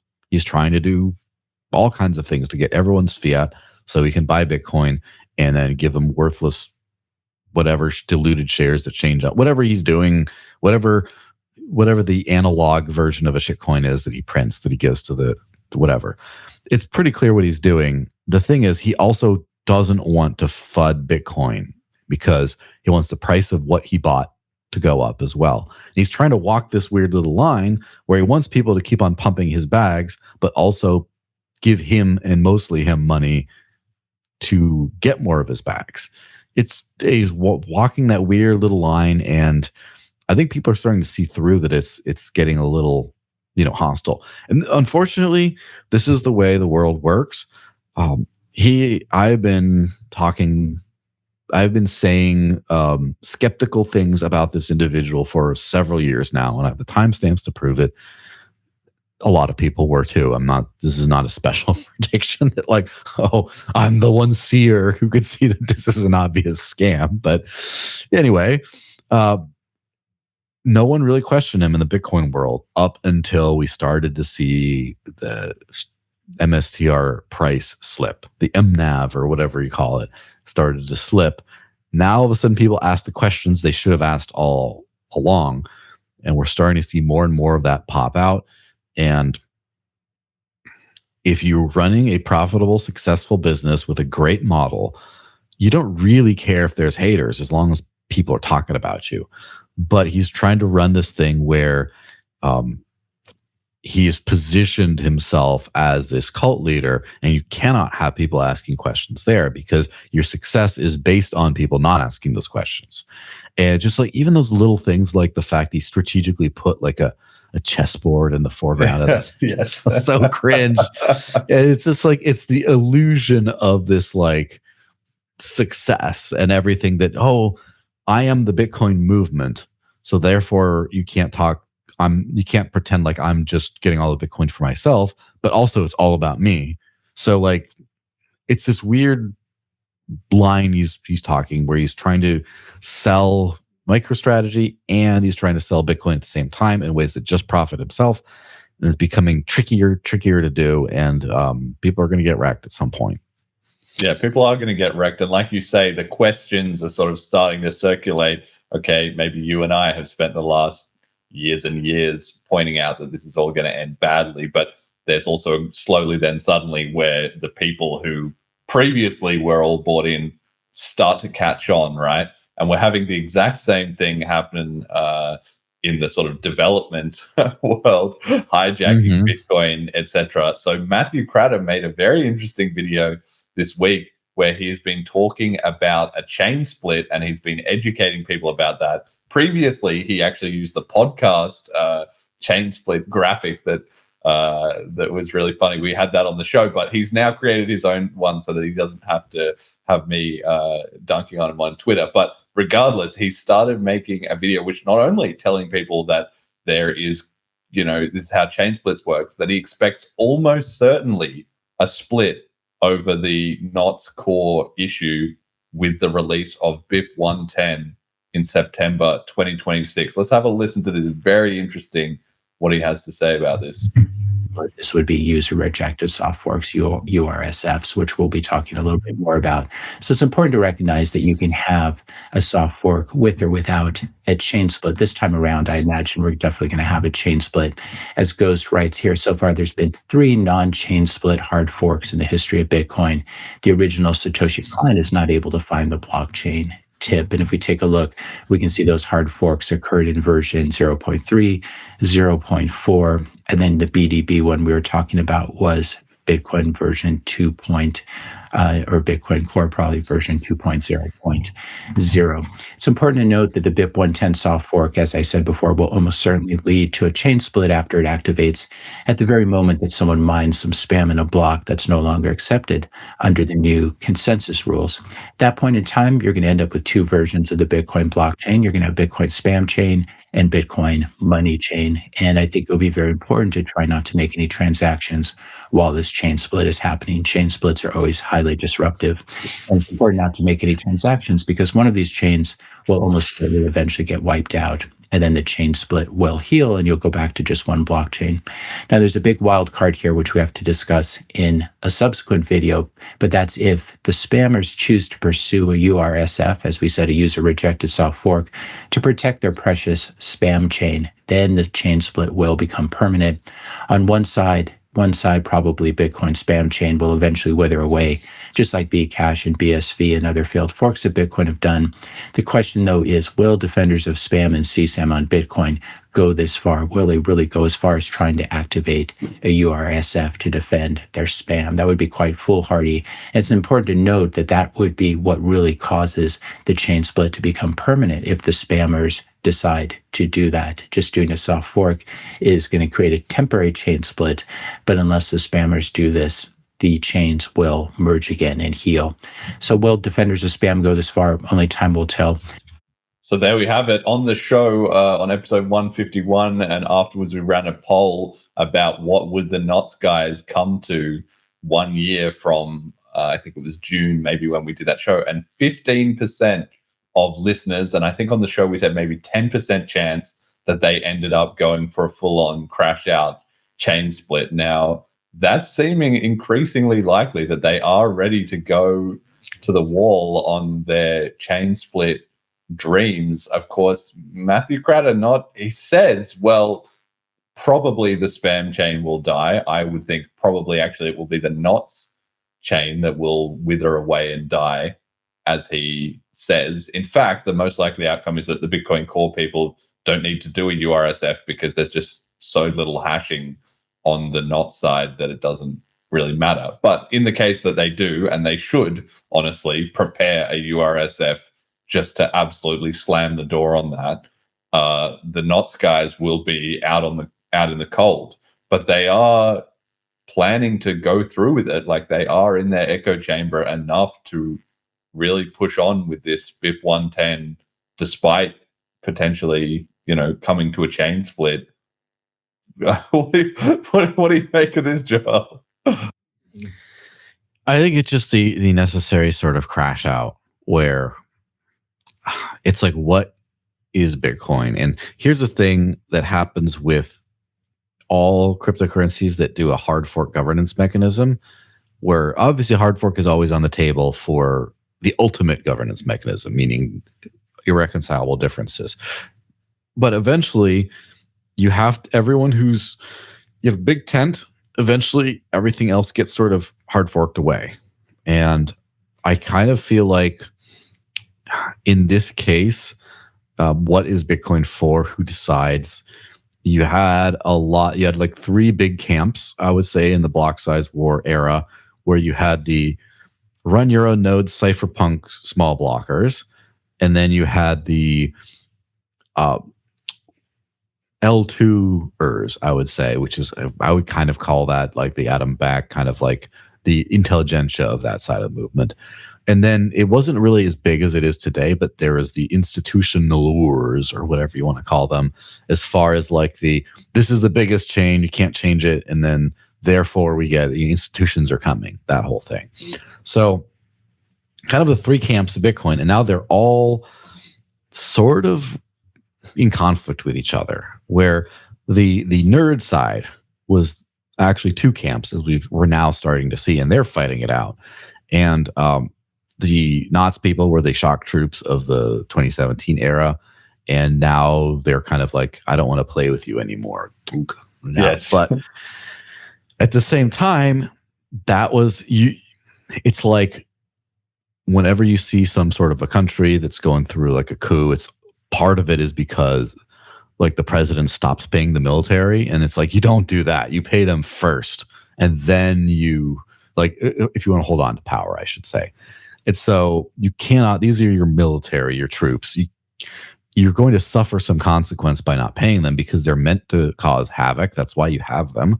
And if you don't make them satisfied, they're going to go off and do this stuff. So that's kind of where we're at. I don't think that there's the thing about the institutional lures, or whatever you would call them, there's not much of a use case for Bitcoin outside of money going up.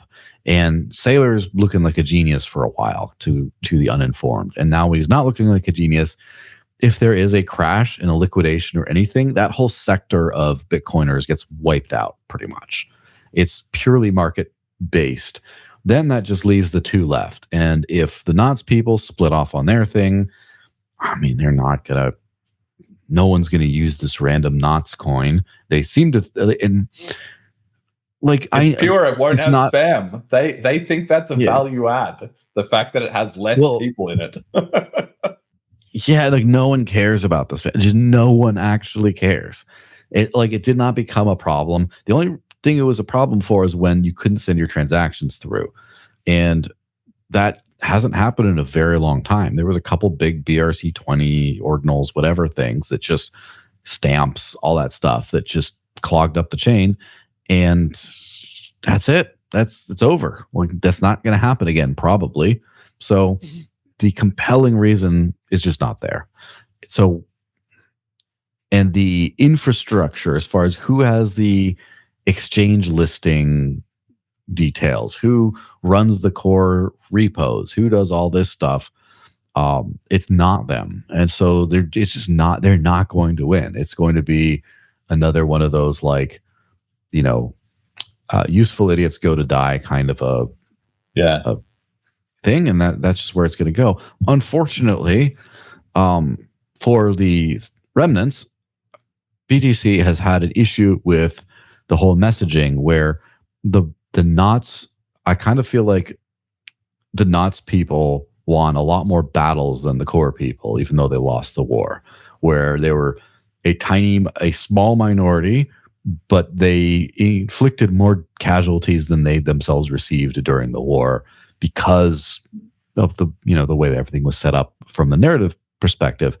And unfortunately, they got gifted one last victory with the Bitcoin Core version 30 problems, where people's keys got erased and everything. And it's like, dude, the reason why you want to be trust us. We've had the repo since 2009. We're the ones who built stable software. It all just works. Knots is this crazy cat-eating dude on his own, and maybe more than him, but that's the narrative. How could you trust this software? This is not trustable. All this stuff. Okay, you might not like spam or whatever you call it, but you're going to maybe lose your money if you're on the spam chain. And then now it's just like that last little gift. Like, from a chaos appreciation standpoint, it's perfection. Of like, now you could lose your money. It's just like that old was it Bitcoin Trey from back in the BitConnect days? You didn't really lose your money. I mean, you kind of lost your money. It's just like that, and it's just the biggest egg on your face and the worst timing for it. So they're still going to win, but it's just going to be sad. I don't know. I'm enjoying it. I'm enjoying watching the popcorn from a distance here. So once they crash land their independent fork, that is going to be the drama fest of the year. We're going to have to do. I mean, we'll see how things are at the start of September, but the way things are drawn up now, that will be the best. We can do the best live stream where we get everyone on to watch them like go down with the ship in real time and monitor their reactions as they realize, like, wait, we were in an echo chamber. We were the little, irrelevant side squad. And then, because then they have to like face the truth, right? That's the whole thing. Is first it was, oh, we don't want to do any soft forks. We can just do it with the filters. Everyone's on our side. Okay, everyone's not on our side. Okay, we're going to need to do a soft fork. Okay, yeah, we'll get you guys on board. Okay, you guys don't want to do a soft fork. You don't give a shit about us. Okay, now we're going to have to go to a chain split. And then, they'll justify that to themselves. But chain split is serious business, right? Once you get to that, you either got to put your money on the table and lose it, get wrecked, or not actually commit to your thing, and then everybody's just like, you're a fraud forever. Like, you've given up all credibility at this point, right? Yes, unfortunately, it's not a reasonable movement. Like, this Bitcoin University guy is just nuts. He's completely nuts. If it was a reasonable thing, if I were to cancel the knots people, I would find a way. I would release a filter client, which basically, I've got that. I mean, if you think about it, like the SPV is kind of like that too, where you just download the block headers, you find your transactions, and then you don't store the rest. That's just what you do. And so it's kind of like reinventing SPV a little bit. But the point is, they should just do the Bitcoin like lightweight client, where they're like, this is the spam-free one. You don't have to download any of this stuff. They could continue to spread FUD about, oh, you're going to get, the CSAM on your node and blah, blah, blah. And you can just continue to say that stuff, but basically just be like, we're the competitor. We're the better implementation on the BTC chain. This is the node you should run. Get more people running, build your movement over a long period. They have that. They already have that. They have knots. It's 20% of the node runners. And they're just starting to get frustrated, as in the early days, where knots is skyrocketing, the euphoria was there.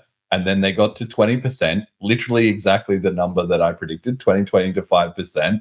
It stalled out there because they have the intolerant minority, but not the actual economic weight that's kind of appealing to a segment of the users, but not all of them.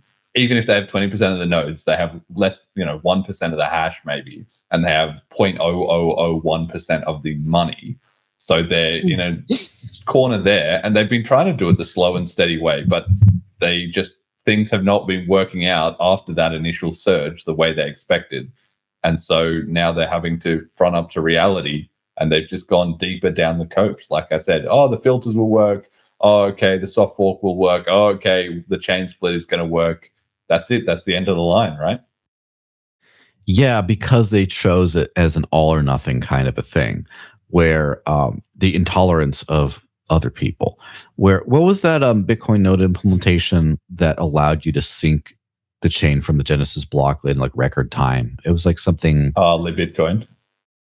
Yeah. So that's like a new cool thing. If you combine stuff like that plus the filter, so you don't have any of this spammy stuff, and you say, look, you can run your own node, and it's efficient and lightweight, and it just works, but you have your full financial sovereignty. You see all the financial transactions on the network, etc.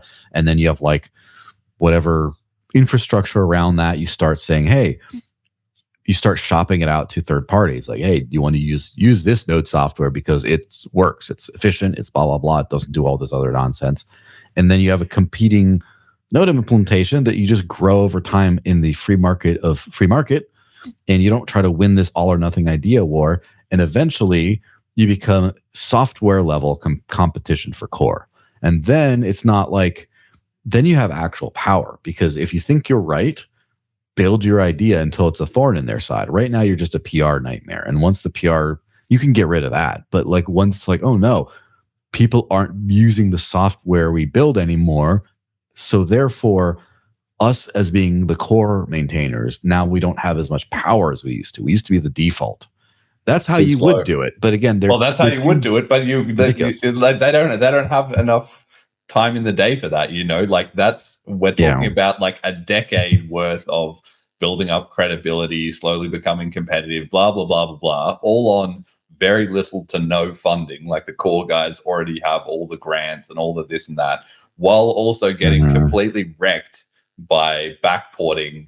You're being vampire attacked constantly by the core repo because they say you have to maintain compatibility with us, and you say okay. Every time they tweak every little thing, you've got to review it. The diff gets harder and harder to maintain over time, which Knots is dealing with anyway. Of course, it's just the same as the big blockers.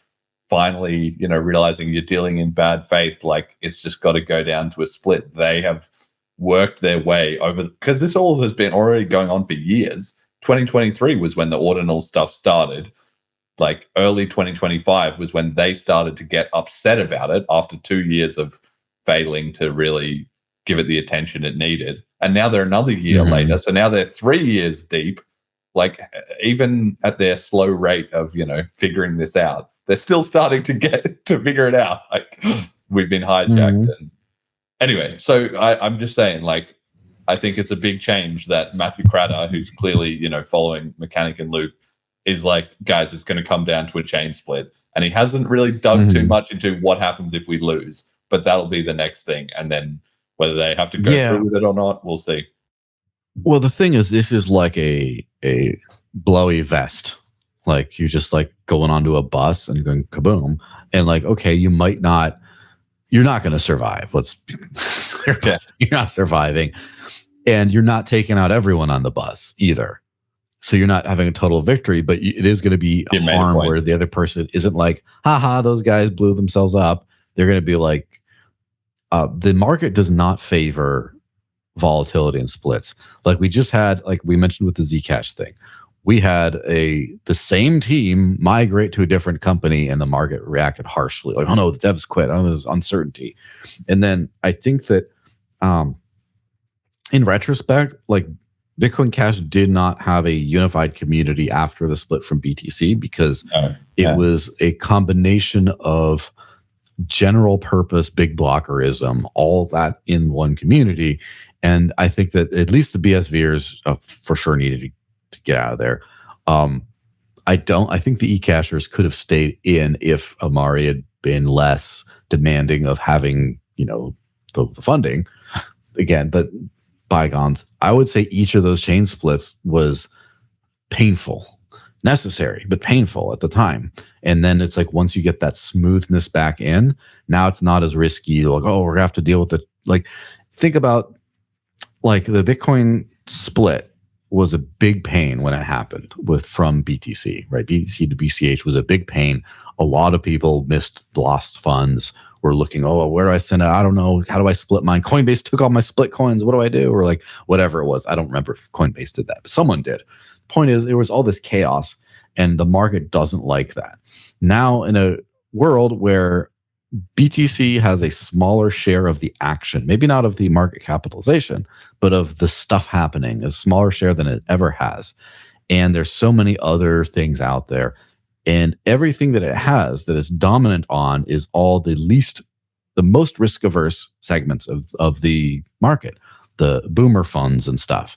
And so if you have all of a sudden, the like Bitwise or, Van Eck or whatever, Van Eck has to deal with the chain split. Now what do? And now what do they tell their investors? Well, there was this thing, we have to pick one. You got other coins too, but now are we going to be a dual coin ETF, or are they just going to sell everyone's coins immediately and just be like, guess what, you got more Bitcoin. Like, that's it. It's probably not even going to last as a chain split for a couple of days. Like I would be surprised if that happened. If they They want to do Yeah. a soft fork. They don't even want to.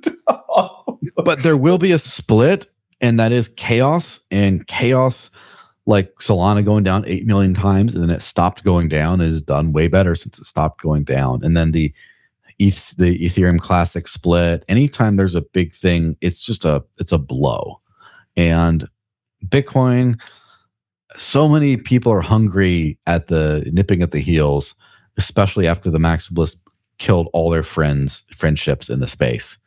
Now it's like it's going to be an ugly blow. It might be one of those things that starts the migration, right, to the diversification, I should say, where one of those things, of course, is going to be Saylor and the DATs the bubble will at least burst. I think that even if Saylor keeps his kingdom, people are losing money who invested in him, and it sours the whole DATs thing. A lot of DATs are just going to go belly up if they haven't already, just going to be gone.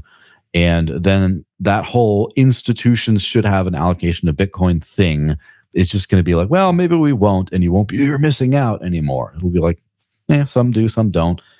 That's going to quiet things down. And if you hit a chain split as well, even if it's a minor one, there's enough loud people to where some boomer reading his newspaper is going to be like, hey, they're saying that there's a split or Bitcoin's splitting in two. He's going to call up, Fidelity and just be like, hey, is my Bitcoin splitting? What's going on? They said it's splitting. Do I need to do anything? And then, no, you don't need to do anything, whatever. But it's still going to cause enough FUD and drama to where that's like the impetus of like, maybe I'll look somewhere else. And that's what people don't understand necessarily is like, I try to make my decisions as like objectively according to my value system as I can, so that anytime something is better, I go to the better thing. Anytime it's worse, I don't immediately. But most people, there's a stickiness. They stick to their habits, their communities, their investments, their relationships. They stick. And as things get strained, they get kind of pushed at the edges of the stickiness. And then one little thing, snap, and they fly out to whatever else. So there's like a bunch of in capital and users and everything tied into BTC that all the stressors of scaling issues, quantum FUD, privacy things, all that stuff, they're still in the Bitcoin bubble, but they're being pushed to the edges. There's friction, there's tension. And sometimes you might think it's something like it might just be having to deal with split coins again causes that one. I'm out. I'm going to look into something else. And some people might snap through. So I kind of feel like that's sort of the end of the maxi dominance era is right there where death of knots. Yeah, I could see it. I think that's a good prediction. All right, one thing I want to get to you, before we wrap the show, we've got we'll do message to the community. But first, you mentioned quantum a couple times. Where are you at on that? Is it coming to steal all our coins tomorrow? Is it not a problem for 10 years? Is quantum preparedness important across the ecosystem? Where are you at on that whole topic? Well, I should preface this by saying my opinion doesn't matter here. But I have a friend of mine, Diego Salazar, who runs Stack Wallet and Cypher Stack. He when he's asked about this, what he said is he has a lot of like high-level cryptographers and PhDs on his payroll who are into this kind of thing. And he basically said, I've never seen an issue where so many of the smartest people and most educated on the topic are so not in agreement. So like if I were just to give my my prediction, I think it's kind of like a 10 years from now thing. And it's giving it's like the serious version of like Y2K for those who are ancient enough to remember that whole situation of like, oh, it's going to cause an apocalypse. It never caused anything. But that wasn't actually not too big of an actual problem, whereas this is an actual problem that needs to be changed. The big problem is right now, we're at a stage where post-quantum cryptography, first of all, a lot of it has been broken already by non-quantum means. So like it's very new and experimental where it's not, what you want is secure cryptography. quantum secure cryptography does not necessarily equal secure cryptography yet. And then there's also inefficient ways of doing things. So, for example, when Monero used, I forget, I think it was range proofs for their signatures up until 2018, 2019 or whatever, they were very data intensive. And I do remember at one point, Monero had like several months, like 6 months of like maybe 3 months, I don't know, of sustained $1 to $2 transaction fees when it was way smaller. And then bulletproofs hit, and bulletproofs made the proofs dramatically smaller, and it just was able to work. So same thing with quantum cryptography. From my understanding, all the quantum cryptography schemes that you could work, first of all, they're very new and not thoroughly tested, so you could have other problems, but also they're very data intensive. So all of a sudden you could have this like really slow, inefficient network, but you're prepared for a threat that doesn't exist and might exist in the next couple of years. It might not.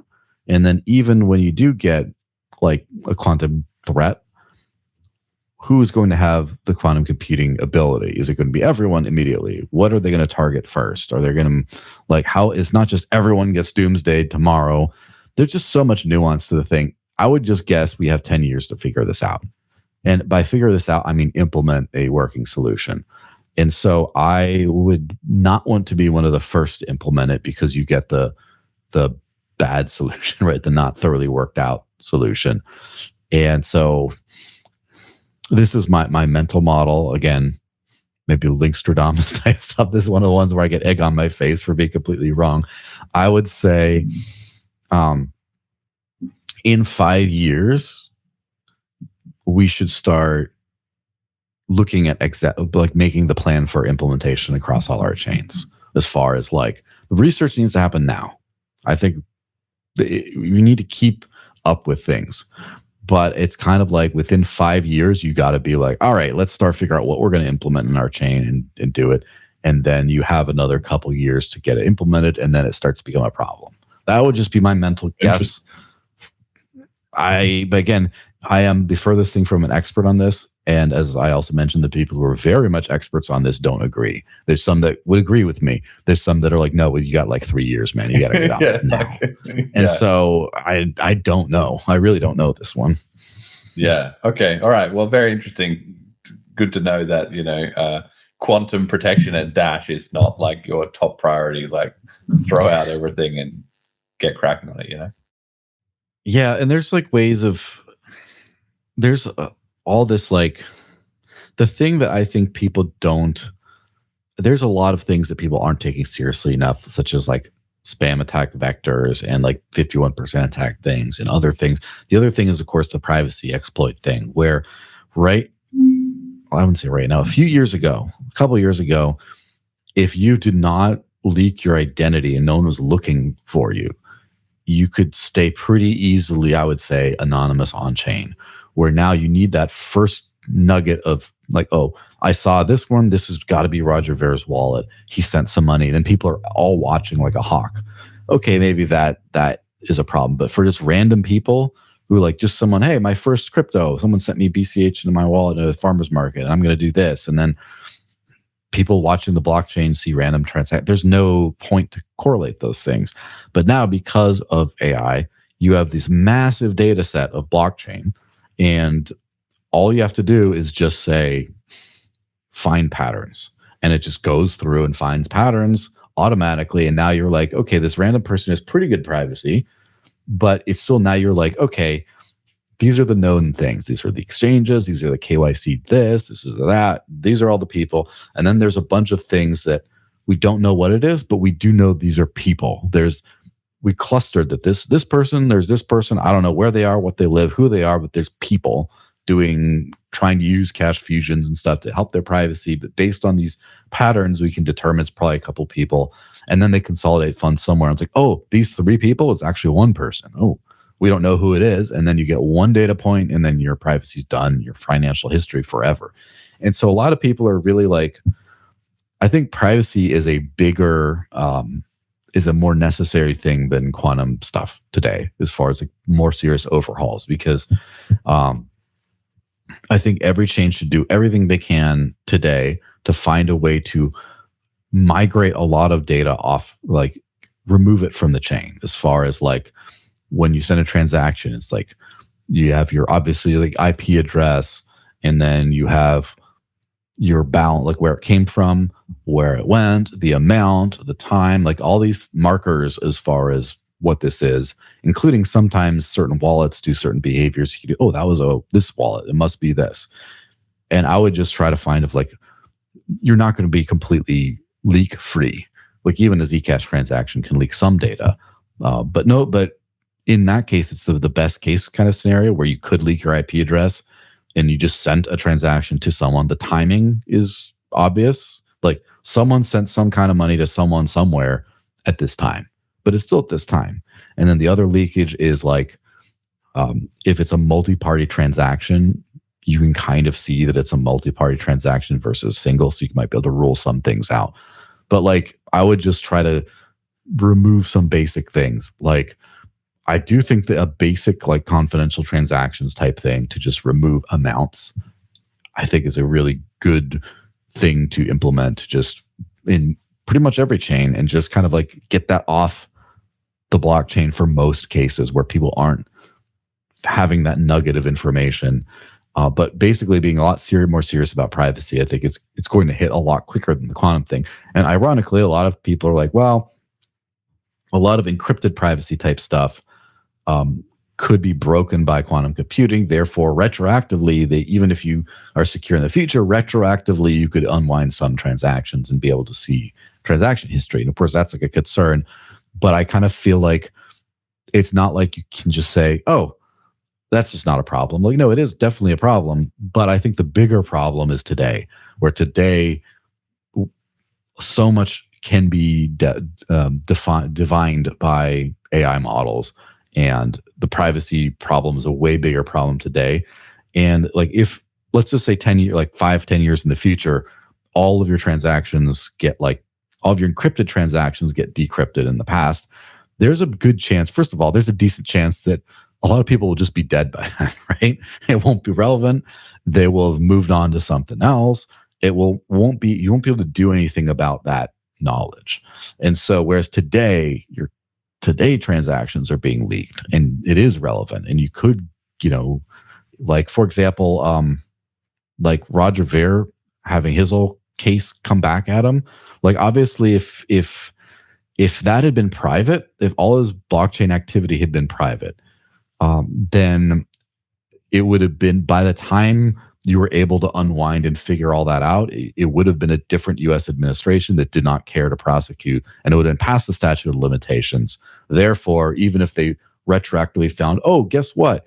You did not pay all your exit tax that we think, according to this, then it would have been too late to do anything about it. So even though you could still retroactively find that out in the quantum theoretical situation, I kind of think that it's less relevant. So you need to work to protect today. So I'd go privacy first, and then in 5 years, we start really worrying about quantum stuff. All right. Good to know that's where you're at. Okay, I got meme of the week. Just very quickly, this is a perfect one. So I just had to hit it in there. Oh, also the Iranian rial went to zero. So unlucky if you're a bag holder of that fiat currency, you're finished. But anyway, the circle of life here, Pessimist Archive tweeting out, you either die a disruptor or live long enough to see yourself become an incumbent. And it's got two headlines. The first one is from 2015, Uber taxis attacked with rocks and clubs as licensed taxi drivers demonstrate against app. And then the other one was from January 2026, Lyft and Uber drivers protest over rise of self-driving robotaxis, right? So, you start out as the innovator. Yeah, it's what he says. You die a disruptor or live long enough to see yourself become an incumbent, trying to suppress the disruptors. I just thought this was very funny because that's going to be us one day, man. That's going to be us in 15 or 20 years. We're going to be like, no, cryptocurrency needs to stick around while people have moved on to telepathic, money or something like that. It is coming for us all, I'd say. Well, that's the thing, is nothing is permanent. And that's something that I think Bitcoiners need to realize too, because it's the original Satoshi's vision, blah, blah, blah, all this kind of stuff. Everything changes. The core cryptography might have to change. Like the core economics might have to change. Like there's always stuff that has to change. Nothing's permanent. And there's something about like being adaptable.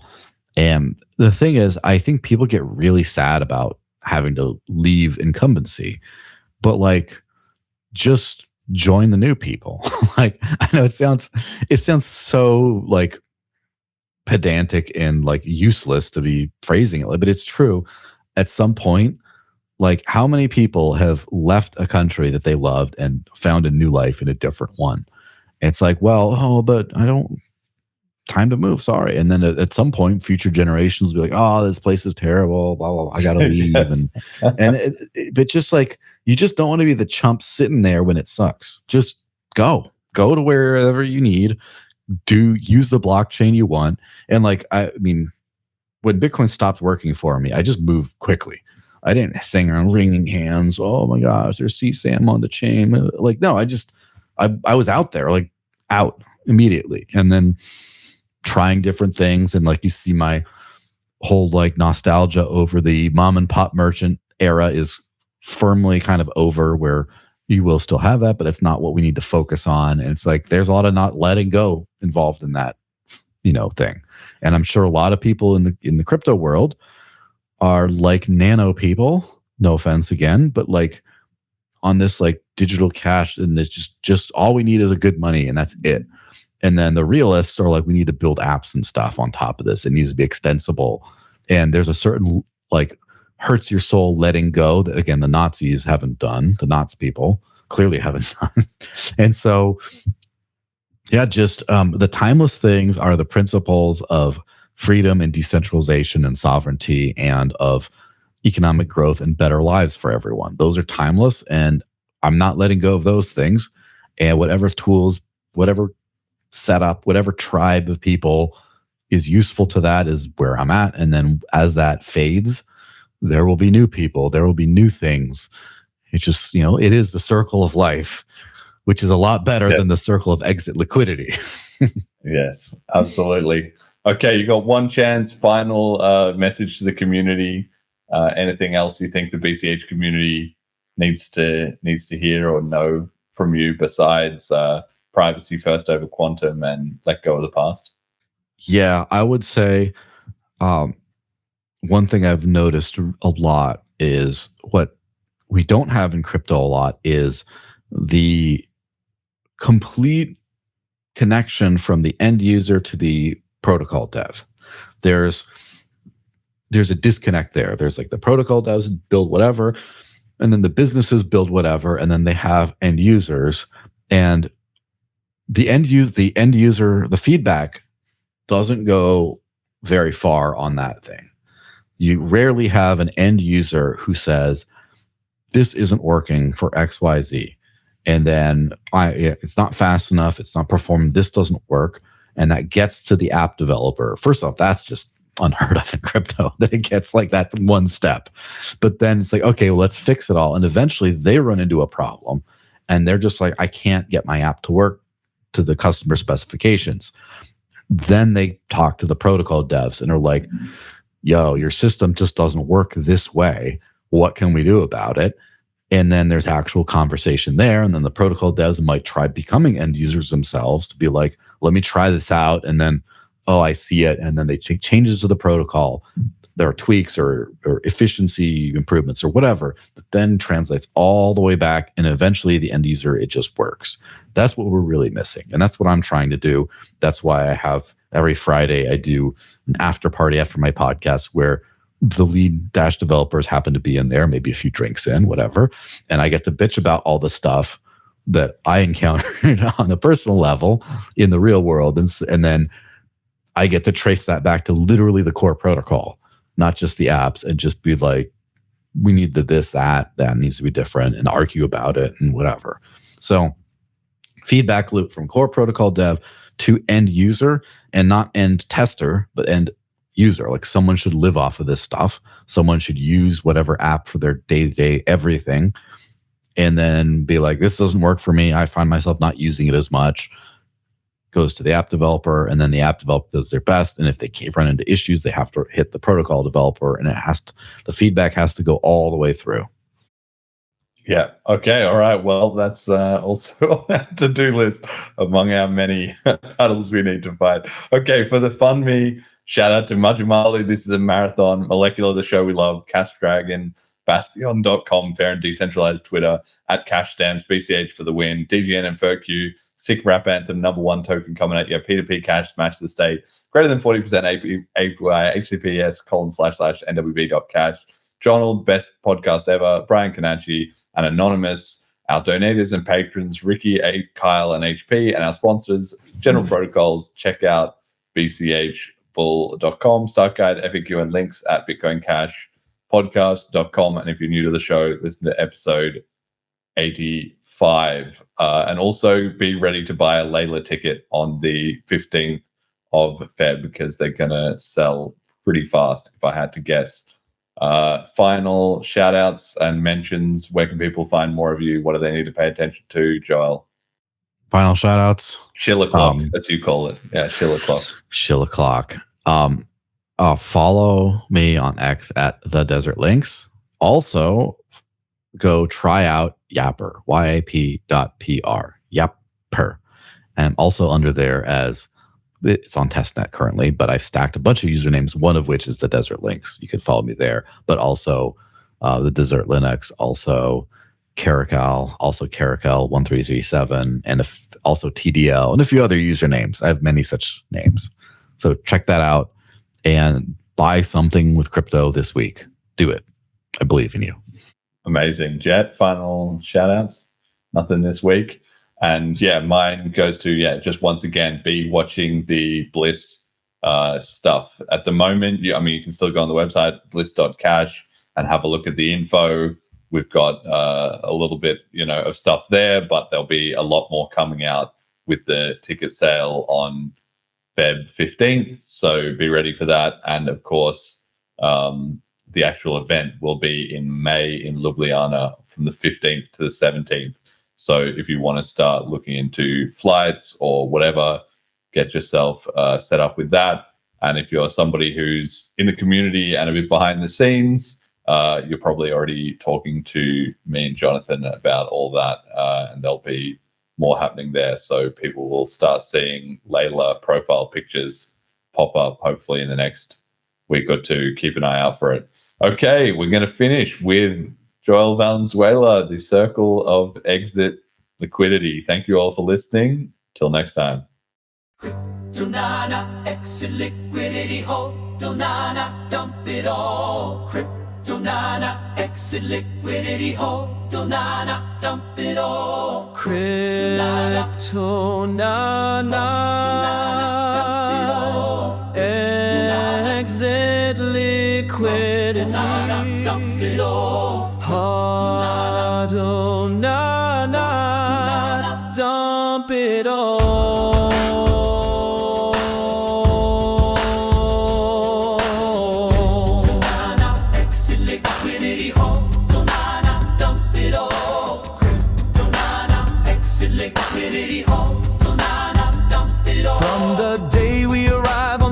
Chain and blinking, step into the trade. There's more to lose than can never be won, more to dump than can never be saved. Influencers, tweets, and the noobs all follow, buying high, selling low, what a game. But the boomers know, and Saylor, he knows that the dump is coming. It's all the same. It's the circle of exit liquidity, and it moves us all through despair and hope, through faith and FOMO, till we find our place on the path unwinding in the circle of exit liquidity.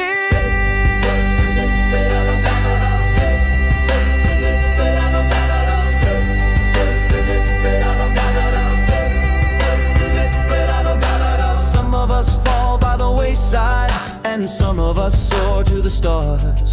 But the influencers always win with the Lambos and their cars. So beware of the pump and the inevitable dump, for the cycle continues and the news get wrecked. Banana, exit liquidity, hot banana, dump it all. Crypto nana, exit liquidity, hot banana, dump it all. Crypto nana, exit liquidity, dump it all. Hado nana, dump it all.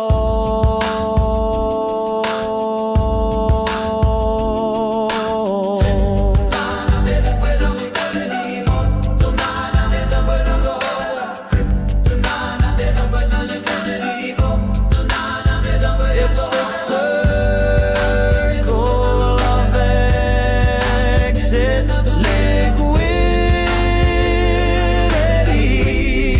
and it moves us all through despair and hope, through faith and FOMO, till we find our place on the path unwinding in the circle of exit liquidity.